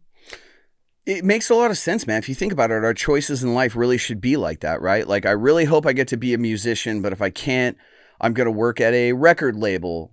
I don't think it should go like, I didn't get to be a musician, here you're a janitor. Right. Those 2 things aren't related. Some people are like, hey, you know what? I want to be a janitor. I like night jobs. I like cleaning things. And it's like, I don't think that person should have to like work at a record label. But that's kind of what happens in the country, right? It's like Trump didn't win. So now 600 miles away is this other guy. I guess I'll get used to that. Or that guy didn't win. And I guess this dude's here now. It's like, I feel like there's such a Venn diagram in the country. Right. Have you also heard that the Democratic Party are wanting to be making DC and Puerto Rico technically states that'll be getting senators and congressmen? Well, because they're building a new kid sex island, or? No, because both of them lead blue. Oh God! See, here's the thing. I try not to keep up with the 2-party system because I don't care and I know it's a sham. Like, that isn't my opinion. That isn't my belief system. If you read educated people's works, including Socrates, it's a sham and you're 100%. Just choosing to believe it. Like, and that's fine. I don't want to wake everybody up, and I don't like the term woke, by the way. And I don't really want to take people's belief system away. I want what you said earlier. I want everybody to feel like children, because we are. And just say, I don't know, and question everything. Right. And do their own research and go, oh shit, high fructose corn syrup is terrible for me. I'll quit buying that. Instead of just like, Pop-Tarts, I don't know why I'm fat. Like, I'm just so tired of the whole world just being like, why are all these terrible things happening when I did no research? Right. 100% you should research everything. You should do your own research, and you should never quit learning. Yeah. It's the reason that they're pushing for a universal living wage. It's the reason that there's menial jobs in society. It's the reason that they wanted to identify militia groups. It's the reason that they polarize the country and try to play up race wars. And certainly the racial issues exist, but they make it worse. It's how they keep us divided. It's how the bakers and the guys that are shepherding and the dudes that like smith everything don't get together and go, yeah, fuck that asshole in the castle, and go take it. And Socrates wrote about it and everybody's written about it since. And it's like the fiat currency system. I always hear, since we both like Noam Chomsky, I always hear him talk about, like, if you try and explain to first year students of finance, they just don't grasp it. They're like, this can't be possible. This is all going to crash and burn. This can't be the way it really is. And they're like, nah, that's how it really is. And they don't get it because it literally doesn't make sense and goes against rules. It goes against everything. Everything. Morality, ethics. So I think that the system is going to change in only one of probably just 2 ways. If we go back to the same old, like, let's say war, right? Which I'm going to stop right there and say, basically, we can't. It can't be the same war. But if we try to approach it, if we try to like, Russia did something and America's going to fight him again, and we chop the world up into, the allies again or something like that. It doesn't work because mutually assured destruction exists. Nobody can push a button. And if you fuck with us too much, eventually some psychopath's going to push a button. Right. And if anybody loses and is going down and they're not going to make it anyway, we all know these megalomaniacs, these psychopaths running things will go, well, if I can't have it, nobody can. Like, so mutually assured destruction probably very much actually keeps us alive. Agreed. Okay. So I said this a lot, and I know this is pretty far down the rabbit hole, but whether you believe that whatever they're showing on the news when they say, now it's not UFO, it's unidentified aerial phenomena, so UAP, which has already been disclosed by guys in the Defense Department as a way to nerf the edges on, UFOs are real. But we don't call them UFOs anymore. They're UAPs. If this whole shebang comes out and gets declared and it's all about the alien agenda, which I thoroughly believe that it is, it changes everything overnight and it kind of makes a lot of things go away. Do you think that like they took advantage of the pandemic. They make a power grab. Do you think that, for example, guys like you and me that might have $5,000 in the stock market, they go, bummer, aliens are here. It's no rules anymore. Sorry about that, Social Security and welfare. Gee, the country's in time of war again. I mean, Social Security should have died a long time ago. I don't know that it should have died. I just think it should have been run correctly. I think it's nice that young people that have the effort and energy can put a little money away for later, right? Which president originally borrowed money from the Social Security? Borrowed money from the fund? Yes. I don't know. Nixon. Okay. What do you borrow it for? Which president took money off of the gold standard? Nixon. Okay. So Nixon is pretty much the one that doomed us for this day. Okay. Is that hard to believe? Have you seen the man's career? I mean, let's list some Nixon accomplishments. Do we have Jeopardy music? Can we play that? Career politician. Career politician. Like, the man just accomplished nothing, and fuck him, and who cares? Like, he never deserved the seat of president. Almost none of them do. Yeah, so he doomed us for this day. What does that mean? They set something in motion back then. So realistically, it's like that shouldn't have ever happened. Getting the dollar off the gold standard, and it's created all sorts of catastrophe since then. But the real issue isn't that Nixon did it. Nixon had to do it because of the U.S. consumers. So what happened was France came over and took a bunch of our gold for the U.S. dollars. Europe, I mean, the rest of Europe was on their way to be doing the same thing, and we didn't have enough gold. So he had to take us off the gold standard because we couldn't pay the bills. Right. Sure. That makes sense. That's like us to Welch. Right. Sounds like what rich European descent men do. That sounds like the 60s. I mean, like, if you thought the dollar was going to be failing, you would come get your gold, right? Like, that makes sense. Pay me what you owe me before you go bankrupt. Right. So ever since the creation of our country, we have ran on a deficit. I don't remember which president it was. One president got us out of debt. It was like the 18th or 19th president or something like that. But every president since then has ran on a deficit. Yeah, of course. Well, it's very profitable for a lot of people. Right. So we pretty much always ran on a deficit. So ever since the beginning of our country, it's our fault for doing it. Nixon's just the one who caught the bill that had to be doing it. Hold on. It's not our fault because we, the people, never would have approved this garbage. It's their fault, but it was the ones ruling America at the time. Right. And don't you think they do the math on it like this? I'm at the top. I run with top guys. I rub elbows with these men and women that make decisions. I could make a shit ton of money. I'll be long dead before 2025. You know what? Let's fucking go for it. Plastic in the ocean. Stack the bags, baby. I mean, literally every president has ran on a deficit. Like, yeah, but it used to be because, like, we needed fat back and hardtack to feed the soldiers, and now it's like we just don't feel like paying for shit, so, you know, we'll just owe you.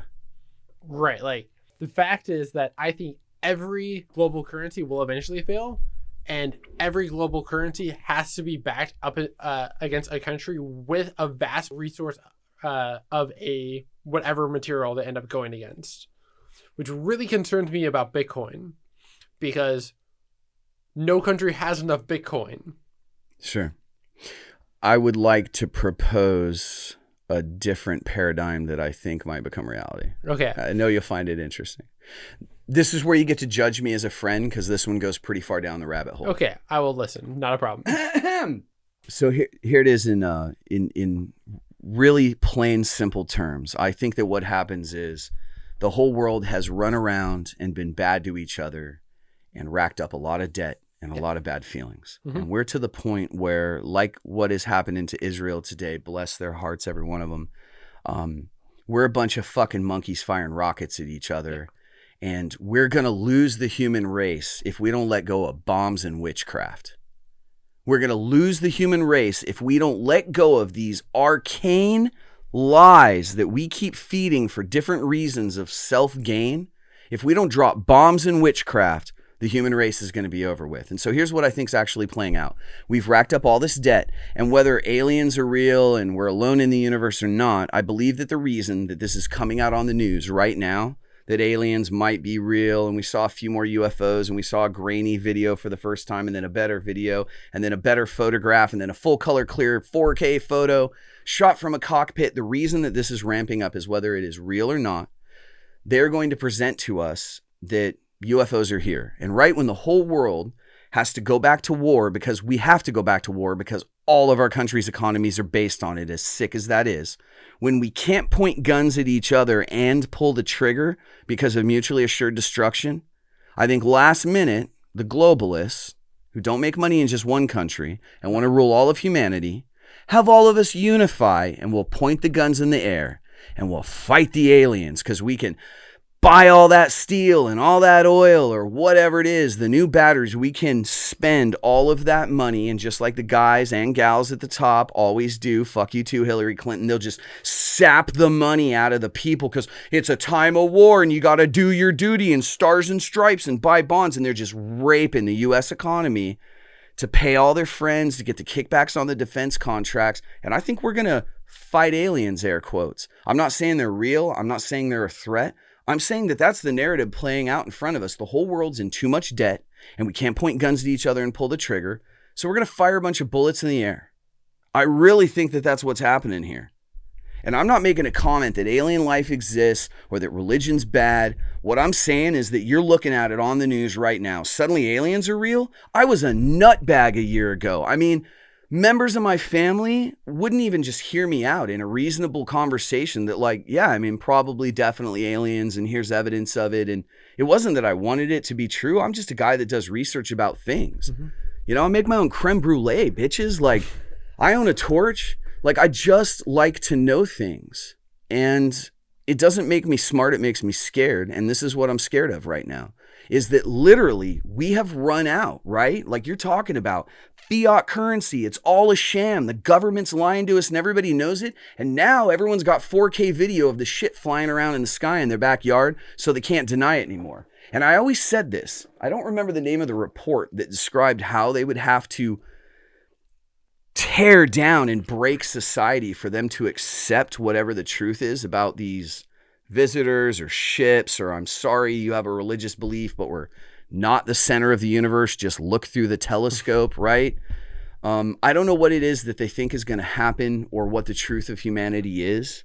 And I don't really have an opinion about it. I'm willing to believe it's a Star Trek episode as much as I'm willing to believe Jesus is going to reappear in 15 minutes. I'm very willing to believe anything, but what you're seeing happen right now as you just try to like take your kids to school in the morning is they're putting it on the news that aliens are real. And we know that ain't going to fly. Somebody's going to have to go after them. We're going to have to send jets up there. But what I think it is these things have always been here, whatever they are. And I think it's why Elon Musk, working with the government, put up how many satellites in Starlink? A shit ton. I thought it was only like 5,300, but did I read like 42,000? They're worried about it blocking the sunshine. Well, Look into that. Everybody research that. Maybe it could be wrong. I mean, realistically, if aliens exist and they're coming to be destroying the Earth. No, I didn't say that. I just think No, hear me out. There's ships here from somewhere else, but go ahead. So theoretically, the best defense strat against aliens is blow up every satellite in the U.S. and make as much collateral damage against them that's not financially worthwhile for the U.S. and for the alien government to be attacking the U.S. Create so much catastrophe coming into the Earth to fight us that is not worthwhile. I mean, what did Russia do whenever Germany was attacking? Burn every single city while retreating. Right. Sure. So what do you want it for? It's worthless. Right. So it's just like blow up every satellite and make as much collateral damage for the aliens. So let me pose to you that I don't think that all of the ships, the physical, tangible, made out of metal alloy of some kind ships that are certainly visiting this planet, I don't think they're all controlled by living entities. I think some are. I think there's such thing as nomadic peoples of the universe. And this is based on a lot of research. It's hard to digest when you first hear it. I encourage everybody to do their own research like you talked about. But even if these are just probes like we send to the moon, like we have on Mars as we speak, if this is... How much does it cost to be sending our stuff to Mars? Hold on, though. I mean, we could get into that. But what I'm saying is, what I think these satellites are about is that we're at a moment in history where these things have always been here, and the defense departments have always known about it. But now our defenses and our technology are getting good enough. We might knock one out of the sky. And here's what I pose to you, is that if somebody has the wonder weapon, this unbelievably advanced craft, that they rule the world. And I believe what's happening right now is that everybody's trying to knock one out of the sky and figure it out right away, because the country that gets one wins. So I can agree. If someone gets alien technology that is so advanced and figures it out, they will undoubtedly be the most powerful thing in the world. If they create it on their own, they have to wonder if other countries are ahead of them. Sure. If they knock it out of the sky from an alien and they understand it rather quickly, they can assume they are the most advanced.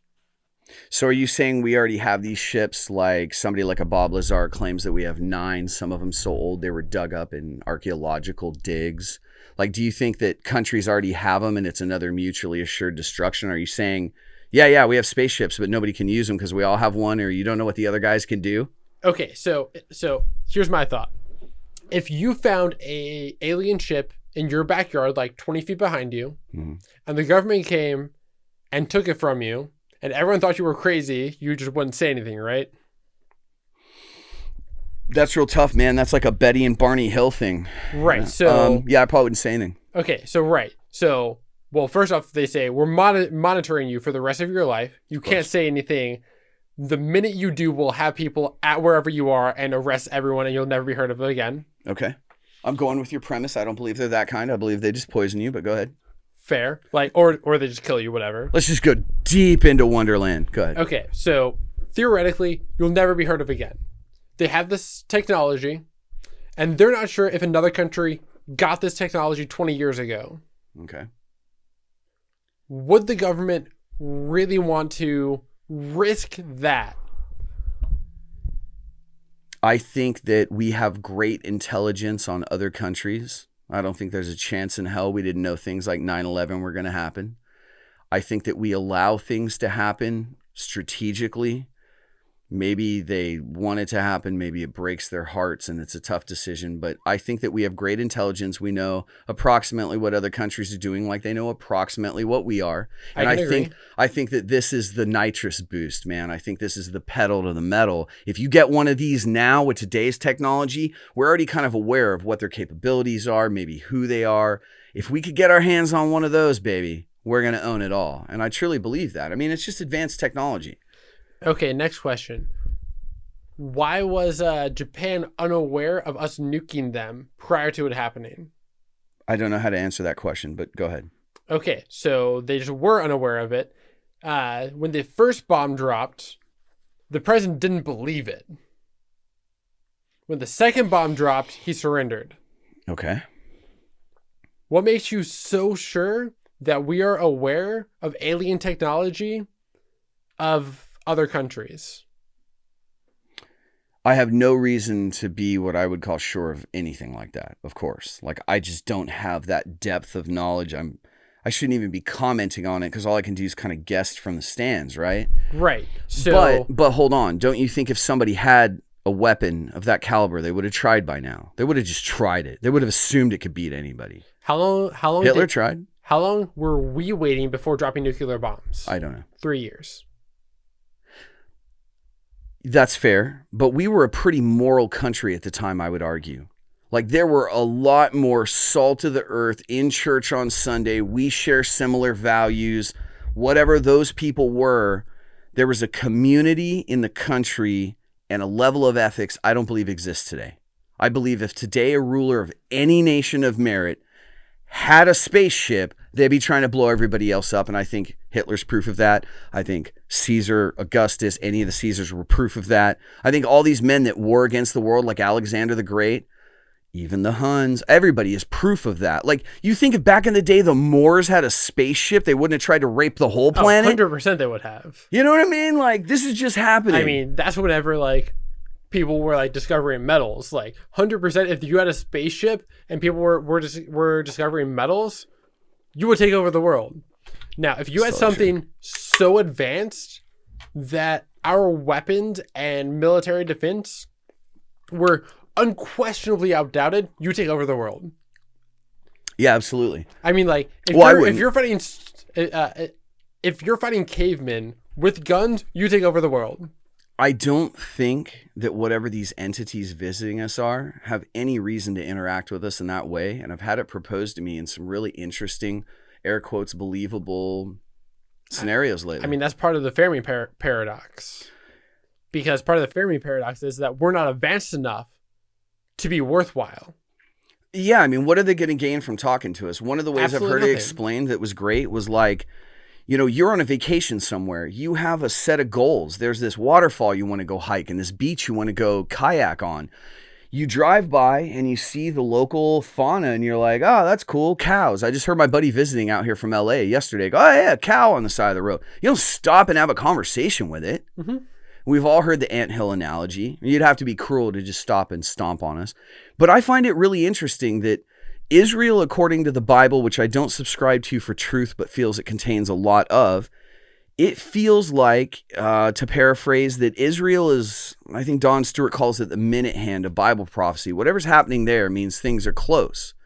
And I kind of believe that, just even in the sense that maybe just humanity assigns so much value to those places. Like, I don't have a holy place I feel like God stands, you know what I mean? I feel like you can talk to God in the shower. I don't need to go to a rock or take a pilgrimage or whatever it is. So my belief system's different, but that's holy to them. And there's so much going on with Israel all the time, right? Due to the nature of their existence.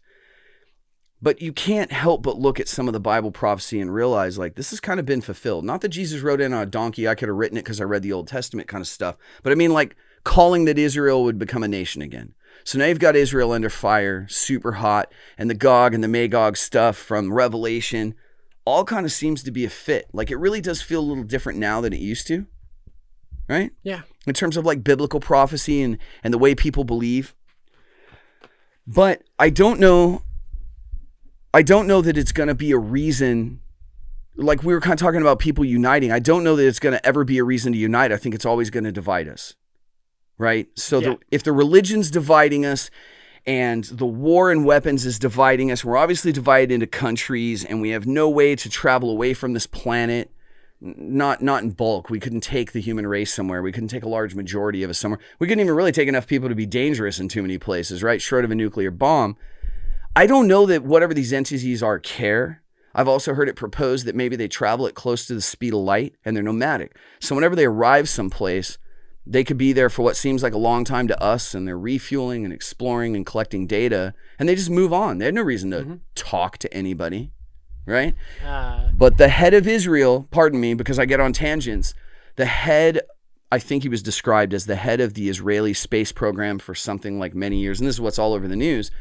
He was the guy in the whole world, the head of the space program at little old Israel from Bible prophecy, came out and said this, look it up right now, that the U.S. and Israel are working in conjunction with intelligences, another race, aliens, literally, on a base on Mars. Why would you say something like that unless you're trying to get a book deal or a movie made out of it? But you're the head of the Israeli space program, retired supposedly. But he came out and said that. It's been on the news for 3 months now. That's a hell of a statement if it ain't true. You got any thoughts on it? I agree. That is a hell of a statement if it isn't true. So you don't believe it then? I don't know enough about it to have a confirmed opinion by any means. Me neither. I mean, realistically, mathematically, either aliens exist or we are in a simulation. Chances are, I think, with the simulation idea. But realistically, if someone did find aliens, which apparently are confirmed, and those of aliens are way more advanced than us. I mean, if a Martian found us on Mars and they were close to the idea of space travel, they'll be impressed by our technology. But would they really find it that unbelievable? What do you mean unbelievable? Like, would aliens care that monkeys built kites? I mean, think about if during the Cold War, a Martian landed on Earth, and their technology was like 5 years more advanced than us. So about twice as advanced. Sure. It would definitely be impressive, but we could figure it out rather quickly. Okay. I mean, unless like So what are you saying? Maybe aliens just couldn't exist, and this is something built by our competitor. Yes. Okay. I'm just saying, if aliens existed, they would not be careful enough to hide themselves from us unless they were so advanced that we couldn't understand it. I don't think they hide themselves at all. I'm guessing that if they are real, and if these displays we see, like the Arizona lights, where they show up and just like Close Encounters of the Third Kind, they sit there and blink lights at us and go, hey, we're in the sky over a major city. The problem is our government steps in and goes, that was flares. Okay. And most people who don't really care and have never given it much thought just go, oh, I guess those were flares, right? So humanity suffers because somebody had an agenda when the truth was, we don't know what the fuck those lights in the sky were, but whatever it was, they looked like ships and they hovered there. A lot of witnesses sure saw it, you know? So I think the problem is there's always a cover up for everything because somebody's trying to figure out how to productize it. They're not hiding aliens. They're trying to figure out how to productize it. Like, see, this is the problem with trying to have a conversation about intelligences from another place or even UFOs is you would have had at least exposure to the thousands of hours of research I personally have done to grasp concepts. So, for example, they feel like one of the first ships was downed in 1942 in Missouri, where we sit today. When the Roswell crash happened in 1947, and there's been a book written about this by a general, they actually believe that probably what happened was the ship crashed. We didn't know what it was. Somebody survived, I believe. Either way, they gutted the ship and they started shipping it off to the major corporations with experimental labs like Owens Corningware. It's like, hey, we found this stuff that looks like glass tubing. You guys make Pyrex. Could you check this out? And the next thing you know, we get fiber optic. Well, they discovered fiber optic. Why not patent that and make a shit ton of money? And so it's been argued the capacitor, the first time we had, I believe it's a capacitor, right? Allows one electron at a time to move through, was first discovered, was first found, even though we had theorized about them. The first capacitor we picked up wasn't made here, baby. Like they got it someplace off of one of these downed craft. And then we just look at it. And like you said, that portion of the technology wasn't that advanced. We're like, oh, we get what this does. We can make one of these. Yeah, we could reverse engineer fiber optics. We just don't know why the ship has no edges and why it looks like it was 3D printed but doesn't have any lines and how it creates its own gravitational field. And they're trying to productize it. Like if you believe, I'm going to get his name right, the 80s guy, we were talking about him earlier. There's so many out there Buffett? Now. No, man. This is they've made so many documentaries about him now. Supposedly he worked at S5. And what he was doing was reverse engineering alien craft. One of the things that he talked about was element 115. And I'm doing a bad job of explaining this because everyone's already heard it. Like, I don't need to go over this again. But he called it in the 80s, and he said that one of these fuel sources was element 115. Can I use the bathroom real quick? Absolutely. Cool. Pause for 1 moment, sorry. You know what's really funny? There's been this strange phenomenon lately, and I don't know if it's just because, like, I'm an energetic guy or because 40 is older than I think it is. But I've had 2 people in 1 week ask me if I dye my beard. I was like, why the fuck would I do that? Dude, I'll tell you something pretty funny. I had this weird thought the other day. This is the kind of like soliloquy that just happens in my fucking stoned ass mind sometimes. I'm just getting my work done. I'm always working. It was late. I needed that boost. And I picked up this can and it was kind of warm and I was looking at it and I just thought about how much money Tommy Lee made off of this. And I was like, you know why I drink Rockstar energy drink? Because I tried tax accountant one time and it's really boring. I was just like making jokes in my head. And I was like, what else would you have named like a drink? Like Rockstar obviously flies, but like you couldn't name a drink like, I don't know, Trump. No one wants to put that in their mouth. I don't know. He made steaks for a while. He made Trump steaks. Yeah. Oh God, there's a meat in mouth joke to I be mean, made there. I mean, that was like, I'm not going to digress. I think that was that. I think that was like the 80s or something like that. Yeah. But Trump, so Trump's heritage, the way he actually started making his money, his dad gave it to him. his great grandfather or something like that, was one of the people who traveled across Europe, traveled from Europe, or his heritage started coming from Europe. Sure. And went into the base of New York City and bought a bunch of property, and that's where all of his money came from. Yeah, that makes sense. No, that totally makes sense. Because I had an energy drink one time called Republican, but I couldn't get the taste of cock out of my mouth. But yeah, that it just sounds like shithead rich guy stuff. You know, it's so sad, man, that like money corrupts. I mean, his family came from Europe and was wealthy, and that's how all of his heritage started. Okay, Buying original property in New York and keeping it. No, don't get me wrong, man. That's super smart. I think what Rockefeller did was super smart. They were shrewd men. Crazy smart. He was wicked smart and dick. He was willing to do the work. But yeah, and he was a super hardcore Christian, which I always find entertaining. But, you know, here's my point is like, if you want to watch a really good documentary series, for example, you could go back and you could watch, is it like The Men That Built America or How America Was Made or something like that. And it shows the Rockefeller story, the Carnegie story, right? And it walks the Rothschilds and stuff onto the scene, I believe. It just sucks that like those guys should just be known as fucking gangsters that got it done. But I don't mean it in a literal sense. I don't mean a literal gangster. That's the problem is they were kind of thugs. They were kind of street fighting fucking thugs, which I can respect to a point. But when you got all that money and you're treating people bad, I got zero respect for you. Do you know who Vanderbilt was? Yeah, sure. He was the train guy, right? He was one of the train guys. Yeah. But he hired a militia to travel into Central America and start a war to be trying to build the equivalent of the Panama Canal and then monetize it. Oh, yeah, absolutely. Yeah, like... It's why you get on a list when you get rapper money. Like, they don't just let you have $150 million without starting a file on you. That's enough money to fund a militia, you know, and they got to worry about it all the time. And they work stuff like that. If you want to watch something really fun, this might be a QAnon thing. And I got to be honest, I'm not a QAnon guy. I feel like it's a lot of nonsense and a little truth.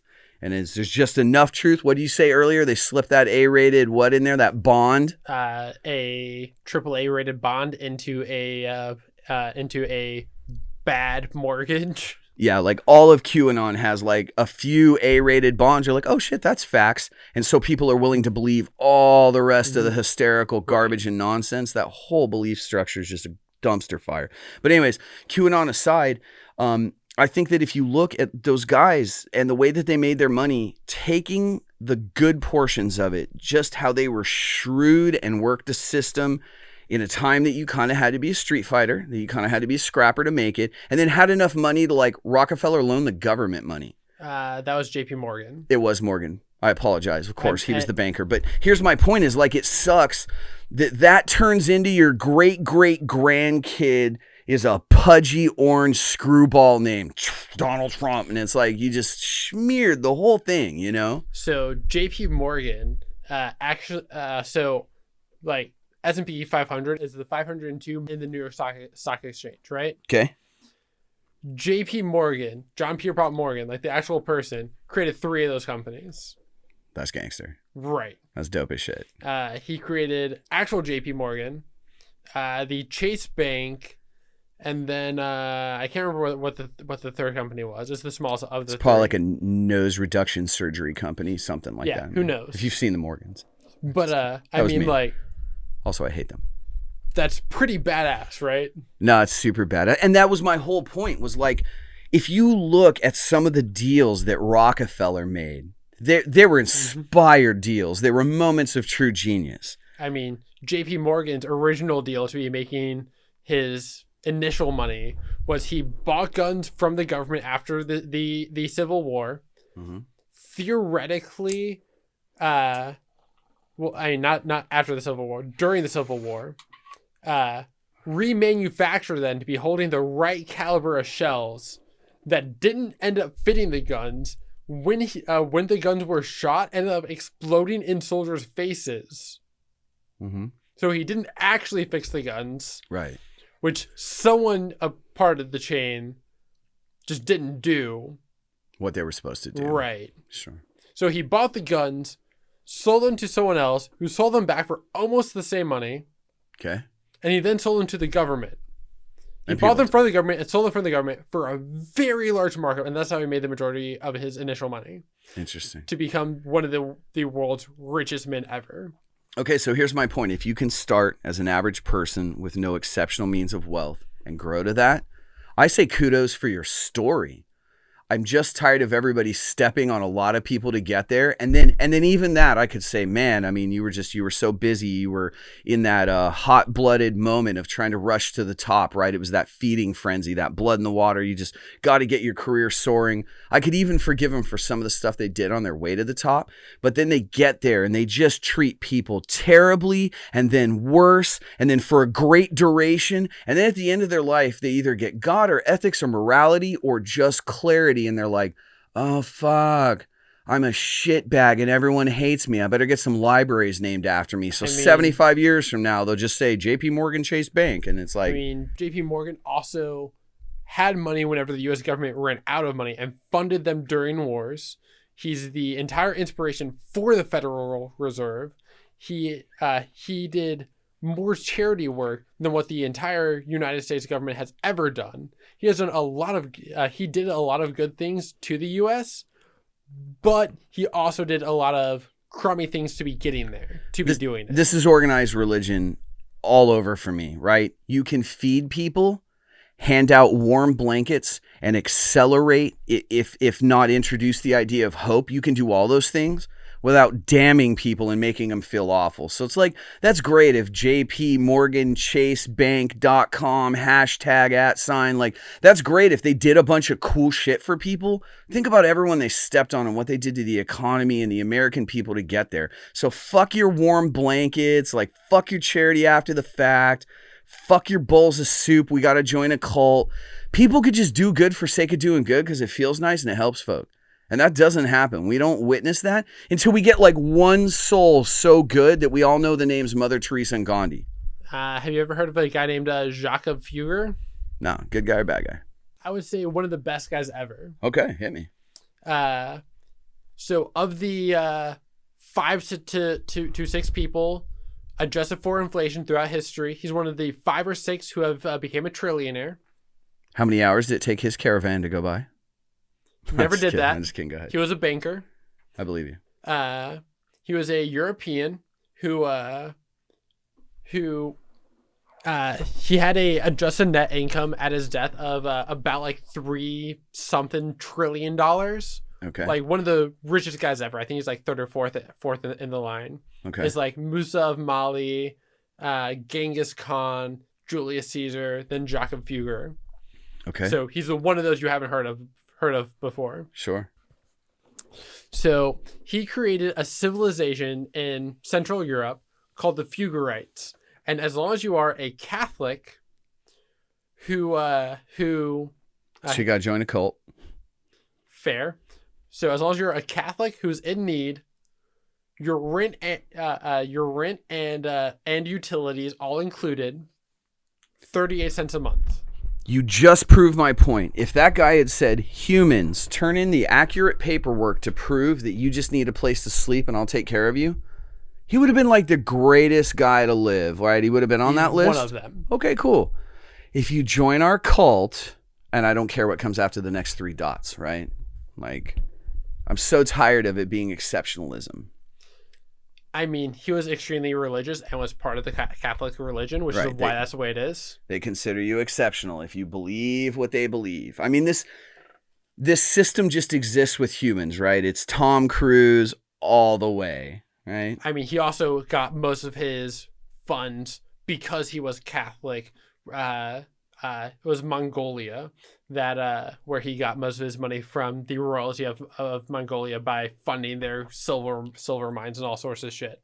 But he was a really good banker that treated people right and made a lot of money doing it.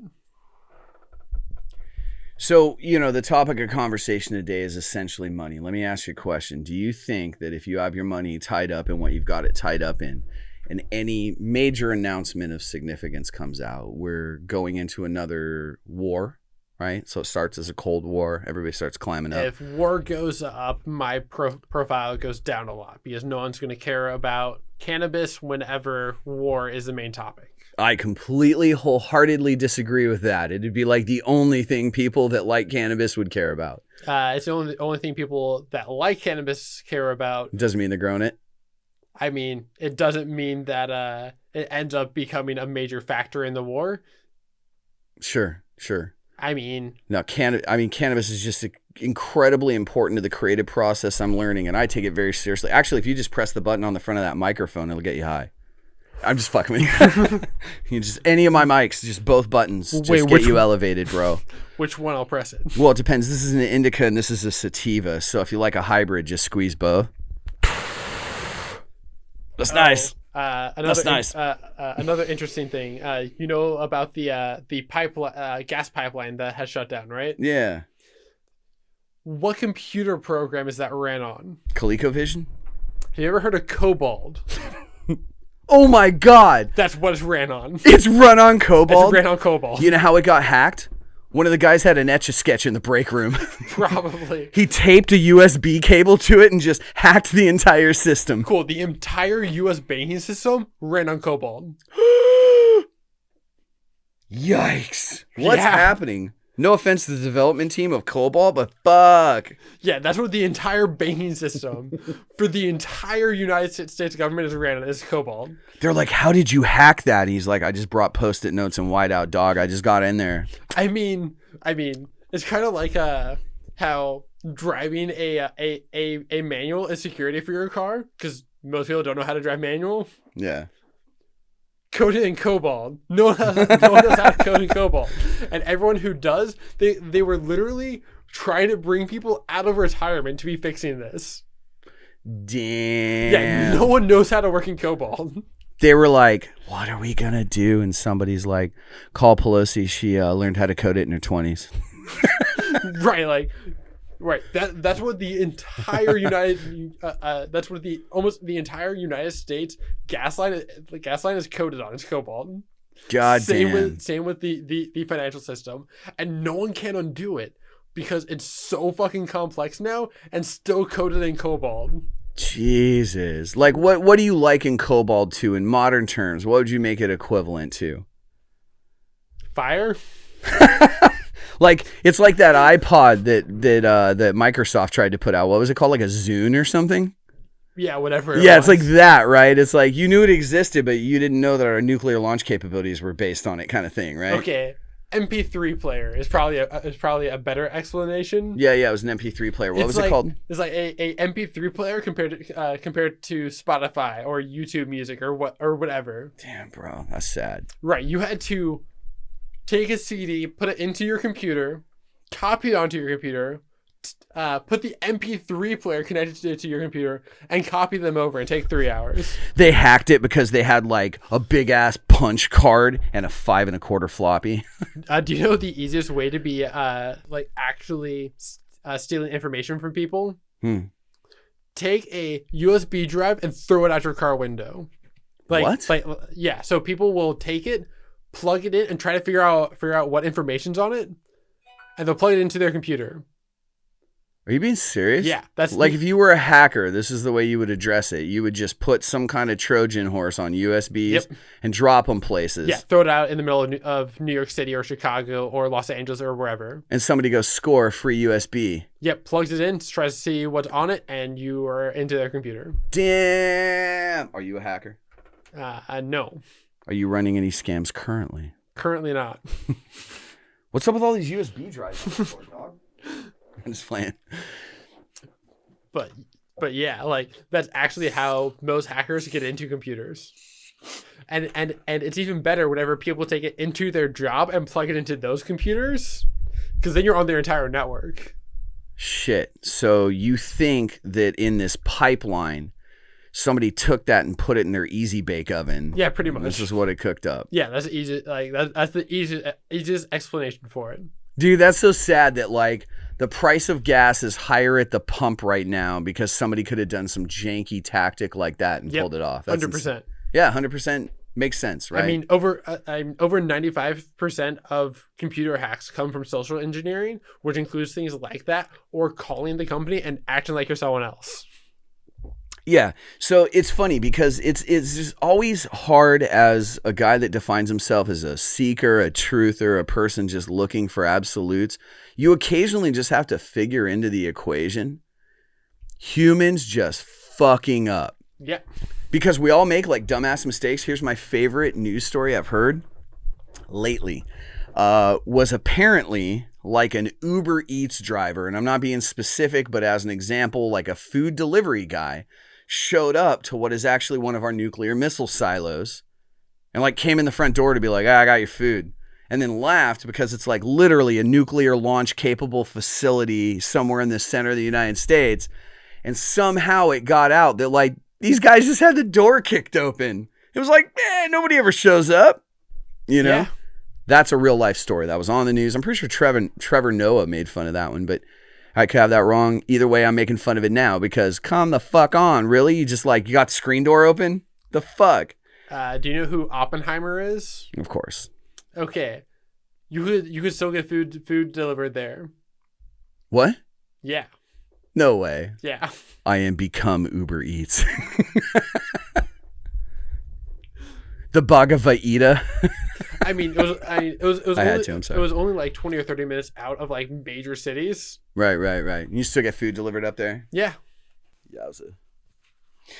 All right, Eric Tucker, what do you think's going to happen in the next couple of years? Like, you think we should go ahead and invest some money, play the stock market a little bit, maybe buy some coin, but like in the next couple of years, get ready for a major shift? I think that the U.S. economy is going to collapse. I think the U.S. dollar is going to be worth almost nothing. I think that the next government afterwards depends on how whatever war goes down. If China gets involved, it wouldn't surprise me if we end up becoming towards communism, which really scared me because communism's terrible. But and do you think because it's so polarized in the country, and I made a joke about an energy drink named Republican where you can't get the taste of cock out of your mouth, that the Democrats are going to do a dick-flavored energy beverage? I don't think that's going to directly inspire that. But I think there's a very, very high chance that the U.S. becomes communism afterwards. The political party is so polarized and so going towards socialism in the youth. Universal living wage, things like that. Yeah, I've noticed it with the youth, by the way. You talk about Tebow sometimes. I don't mean to call anybody out, but young, politically energized, polarized individuals seem to be the norm. I mean, 20 years old, he wants socialism now.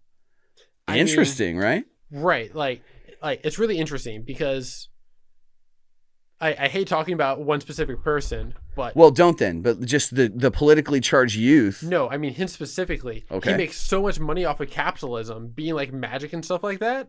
Sure. How can he want socialism? I don't think any of us really grasp what socialism is any more than, to be frank, we really grasp what democracy is or what capitalism is. Socialism is the extreme towards the left prior to communism. Yeah, you go to the Putin store for white t-shirts and you get Putin brand white t-shirts. Putin is socialism. Okay. Communism is no money. But that's never existed anywhere ever, right? I mean, yeah, Marxism has never actually existed. Right.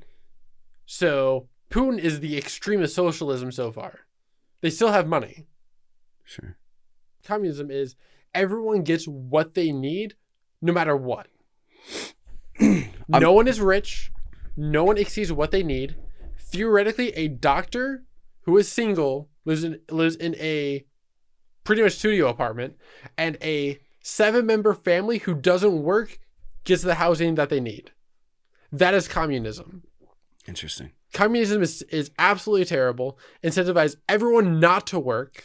No one would ever switch over to that, though. Like, it just couldn't happen in this country without there being a war because... Let's be honest, man. Your average American ain't going to do the work. Right, but that's what Tebow goes for. Interesting. Right. It makes no sense if you think about it. What? Now I got to have Tebow back on the show before he moves over to be a $12 million a year bulk buyer. I completely agree. Well, okay, so I'll talk to that guy.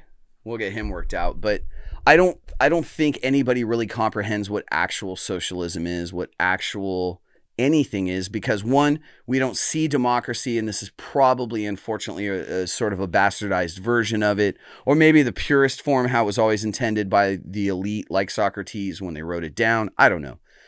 I think the conception of democracy goes pretty far back, and that's well documented, and we can look at whether it's really played out or not, but I don't think anybody grasps like socialism in America, because we've never had it. You've never lived it. You haven't seen it over American people. So you could say, oh, like it existed there. We witnessed versions of it here, but I don't think anybody in this country really grasps what it would be like if tomorrow it was communist. I mean, you have to, like, the closest you could get is looking at Venezuela. Okay. And that's not a good example because their entire economy was based off of oil. Sure. Isn't ours, though? No. What do you think our economy is really based on? Consumerism. Yeah, just straight up? 100%. Americans do seem to need a lot of stuff. Would you say that? 100%. We're the biggest consumer market in the globe. 100%, hands down, no comparison. So that trash island is like pretty much your fault? 100%. Just kidding. Yeah. I mean, 100%. It is the U.S. economy's fault. The U.S. economy is the one who took us off the gold system. They put us onto a economy that's based off of consumers. And as long as we keep consuming and not saving, our economy will live. But since we shut down the entire economy, it's all coming to an end really quickly. It should last another like 3 or 4 years, but it's not going to. And do you think, like I do, and I'm genuinely asking, this isn't rhetorical, that the guys at the top, all this American pride stuff, as much as I love this country, to them, it's more just like they make their money off of the color red today, and maybe it's blue tomorrow. Like to them, they don't care if they make the money here or in Europe or in Southeast Asia. When you've got roots that extend like a Rothschild structure does, something like that, that they don't really care if America fails, because to them, it's just another failed experiment. We tried democracy in this new form and it had this particular end, but I'm making so much money in Southeast Asia, I don't care. Why do you love America? I love America because I know people here.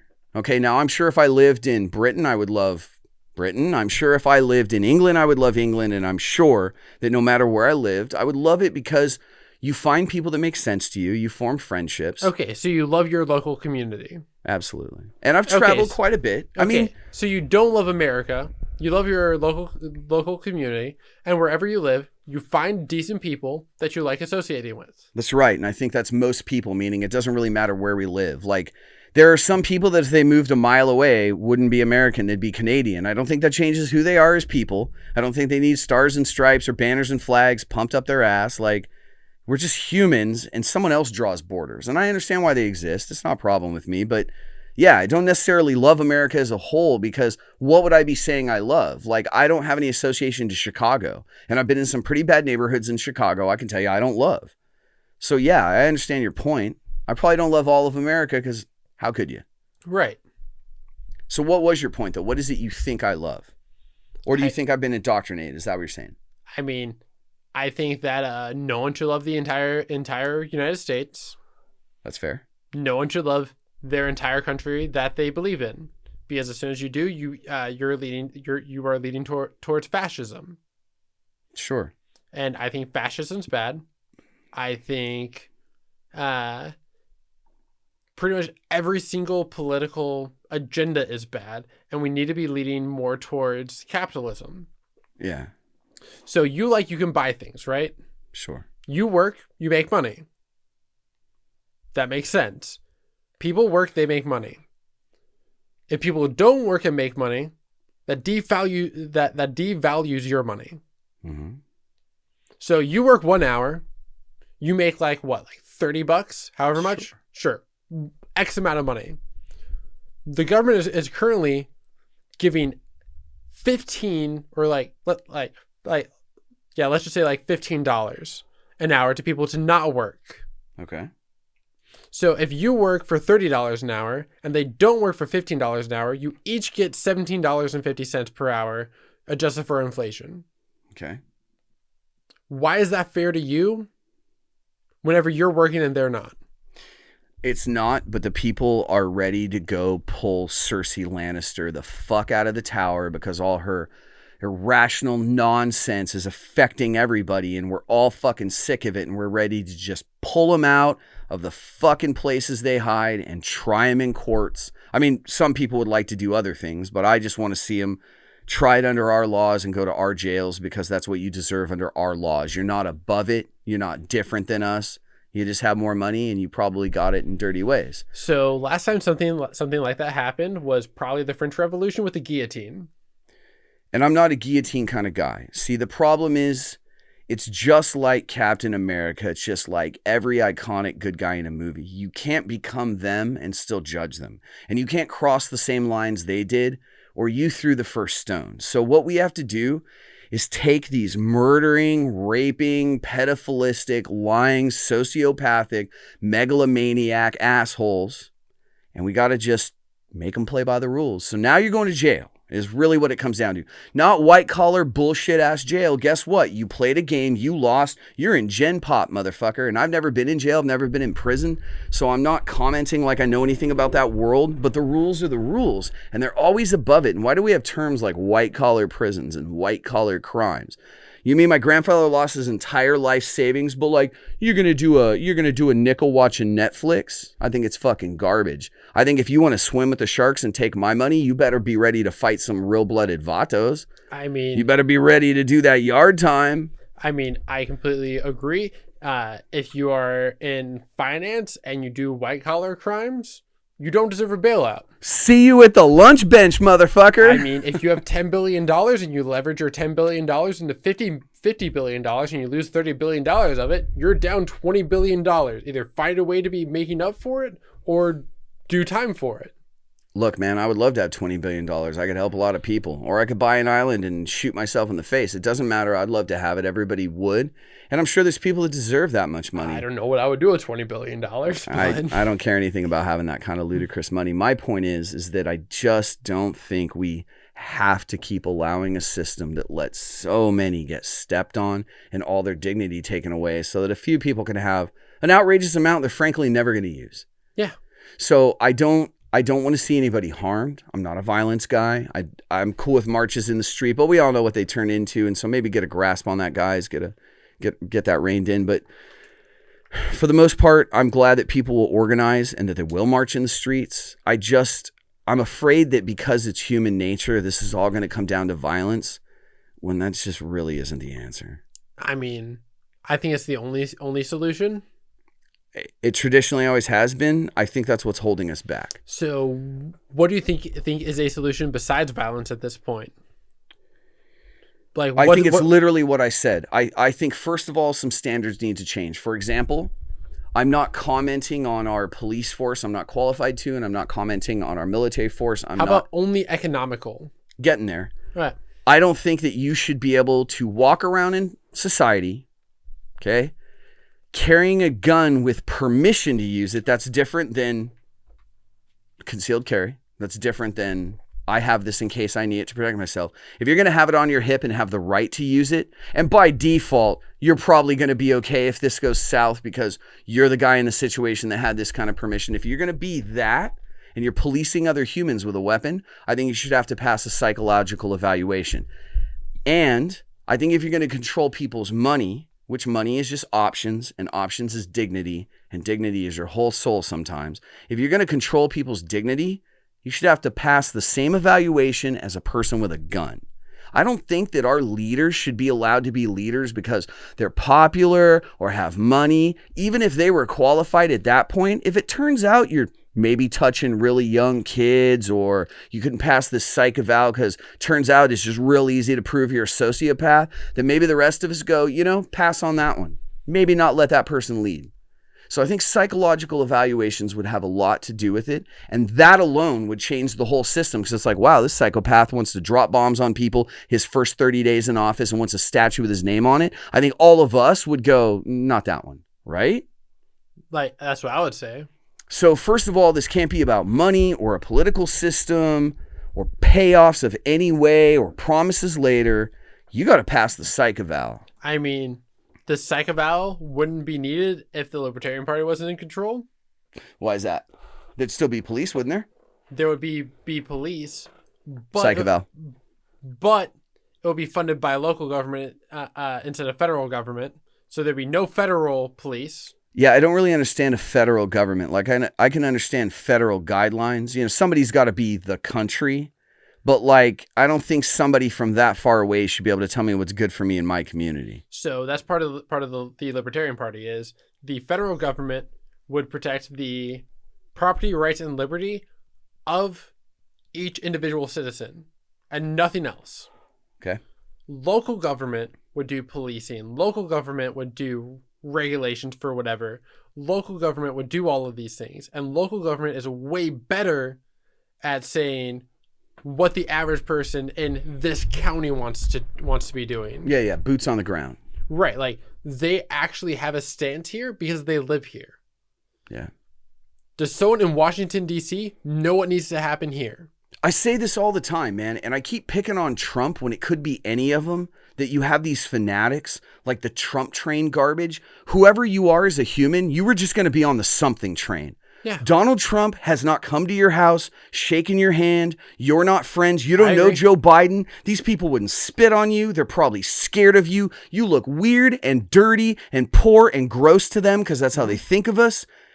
They don't give a fuck about you, and you're out there like, oh my God, a white girl wasted on fucking Trump. Like, what is a Trump train? What is a Biden Harris? These people don't know you. Yeah. They don't give a fuck about you. Yeah, fuck Biden, fuck Harris, fuck Trump, fuck Pence, fuck literally every person. Because they don't care. Everybody at the top doesn't care, because how could they? They've never lived like us. I mean, outside of like maybe Ron Paul, Raul Paul. Don't know. Couldn't tell you. He's one of these senators. He's a Republican, but he has very libertarian values. I feel like I'm more likely to vote for RuPaul, but regardless, Rand Paul. But like outside of him, like I don't know a single congressperson that I support. Here's my favorite is if you're one of these people that has the stars and stripes pumped so far up your ass, you sit down American, that you're just like, oh, yeah, you know, USA all the time with that stuff. Can you honestly, when you're alone with yourself in a room, look at George W. Bush and be like, that guy deserved to be, and this is their terms, the most powerful man in the world. Man, George W., that guy definitely seemed intelligent enough to be in control of all our futures. Are you sure? I mean, George W. Bush, nuclear football, your children. That's the guy you would pick? Really? I kind of feel like we're all terrified of what our choices have been. I mean, I personally don't think the United States president is the most powerful person on the earth. I don't think so either. But once again, stars and stripes, I'm always talking about them indoctrinating us. They've got it billed that way. That's why you should feel honored to meet the president, right? I mean, I wouldn't do it because I felt honored. I would do it because it would be something that I could say I have done that most people haven't done. I have owned Power 9. Most people say that they haven't. Yeah, most people have not. But me personally, I wouldn't kiss the ring of Caesar for any reason. Fuck them. I don't want to be another person waiting in line so that you feel like you're important enough to have a line formed behind you. Get fucked. Don't want to shake your hand. Don't care. You don't care about me, and I'm actually not going to tell anybody I touched you because you're weird. Okay. I can also say if I had gone to a foreign country, that's something I would bring up every now and then. If I had met a famous person, like that's something I would say that I have done. So maybe I'm more egotistical than you are, being that I would like to be saying I've been able to be doing obscure things. I think that's a hobby. I don't think that's an ethic. Like, I don't consider you an egotistical person in any regard. It just sounds like you said, you like to capture obscure moments, memories. Right. You like to have experiences. Right. That's cool. I totally vibe with that. I would never hate on a person that wanted to shake the president's hand. I would want to ever meet any president ever. Even the president of like a big candy factory? Because I feel like if Wonka rolled out, dude, I would be like, okay, if Willy Wonka came out, I'd be like, why are you enslaving the Oompa Loompas? Oh, my man. That's true. And then he's going to be like, nah, bro, they're not slaves. They get all the candy they want. Sit down, amigo. Anyways, yeah, no, they're totally free. I told you, sit the fuck down. They're cool, man. Look, they got candy bars everywhere. Right, like he's Yeah, like that's what's happening, right? theoretically he's completely enslaving an entire race of people inside of his factory. How long's his line for a handshake? So can we end on this? Can we end on this? Can we end on Wonka for president? Can we do that? I mean, I wouldn't vote for him, but he would probably win. Yeah, almost definitely. Because just like the politics of the real world, most of what he would be peddling would be artificial, propagandized, and terrible for you. Right, and then he would give out free candy bars to everyone who voted for him. Yeah, but don't worry, because he's going to get Fauci to come up with a vaccine for diabetes, and they're going to patent it. Right, I'm sorry, 25% off, he still has to make money. Yeah, I mean, that's true, right? But don't worry about it. He'll just go blow up the Hershey factory and send Halliburton in there to rebuild it as like a sugar-free gum factory. Win for everybody. I mean, the Oompa Loompas that are there, not so good. So, Wonka for president in the future?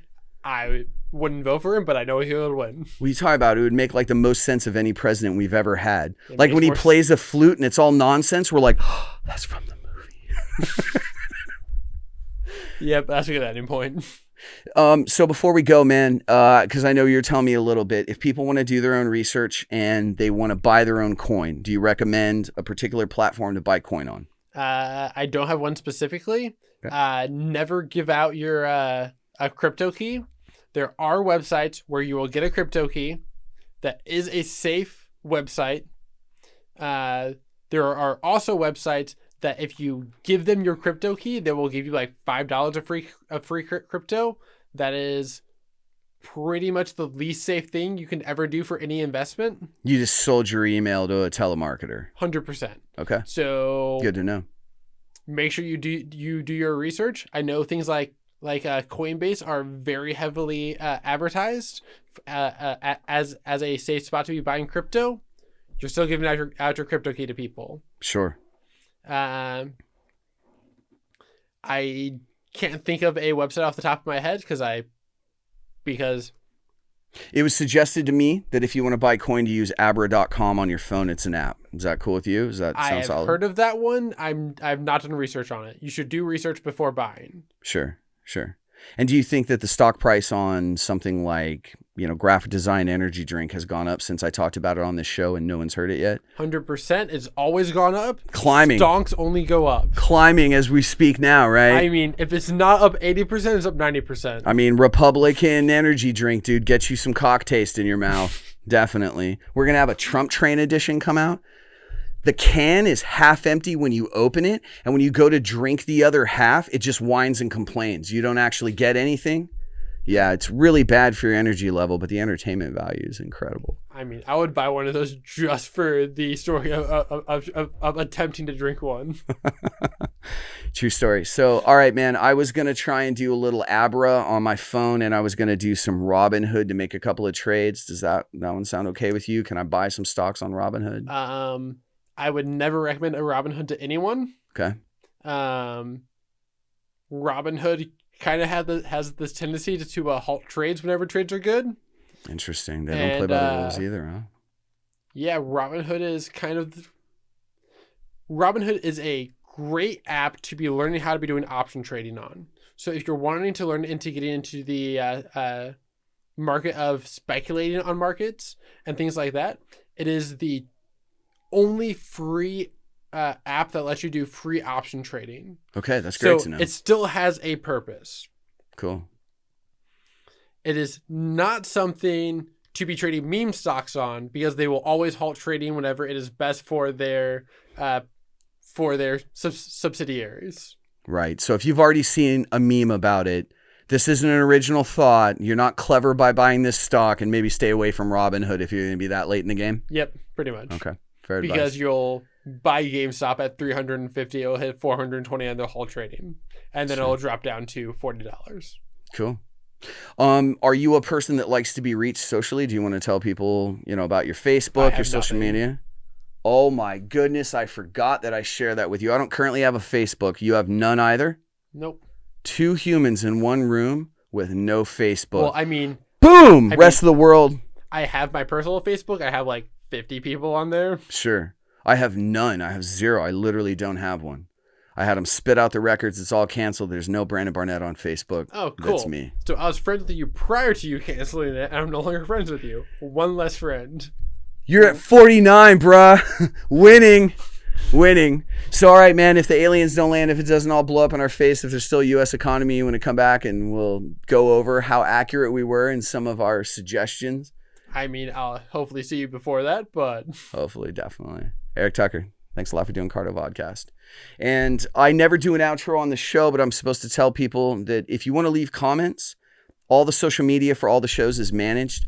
All positive comments will get forwarded to me, and so people can ask questions. We'll get back to you. We want to interact with fans. I don't know how we'd have any, but if you're out there, we love you. Thanks. And all negative comments get sent to me, and I'll just delete all of them. All negative comments forwarded to Eric Tucker, and he just pours Democrat brand penis flavored energy drink all over the printouts of them, and then lights them on fire with Rockefeller brand kerosene and dances around it in an owl costume. When are you running for Congress? You want to let people know? I was thinking more like 2032. Cool.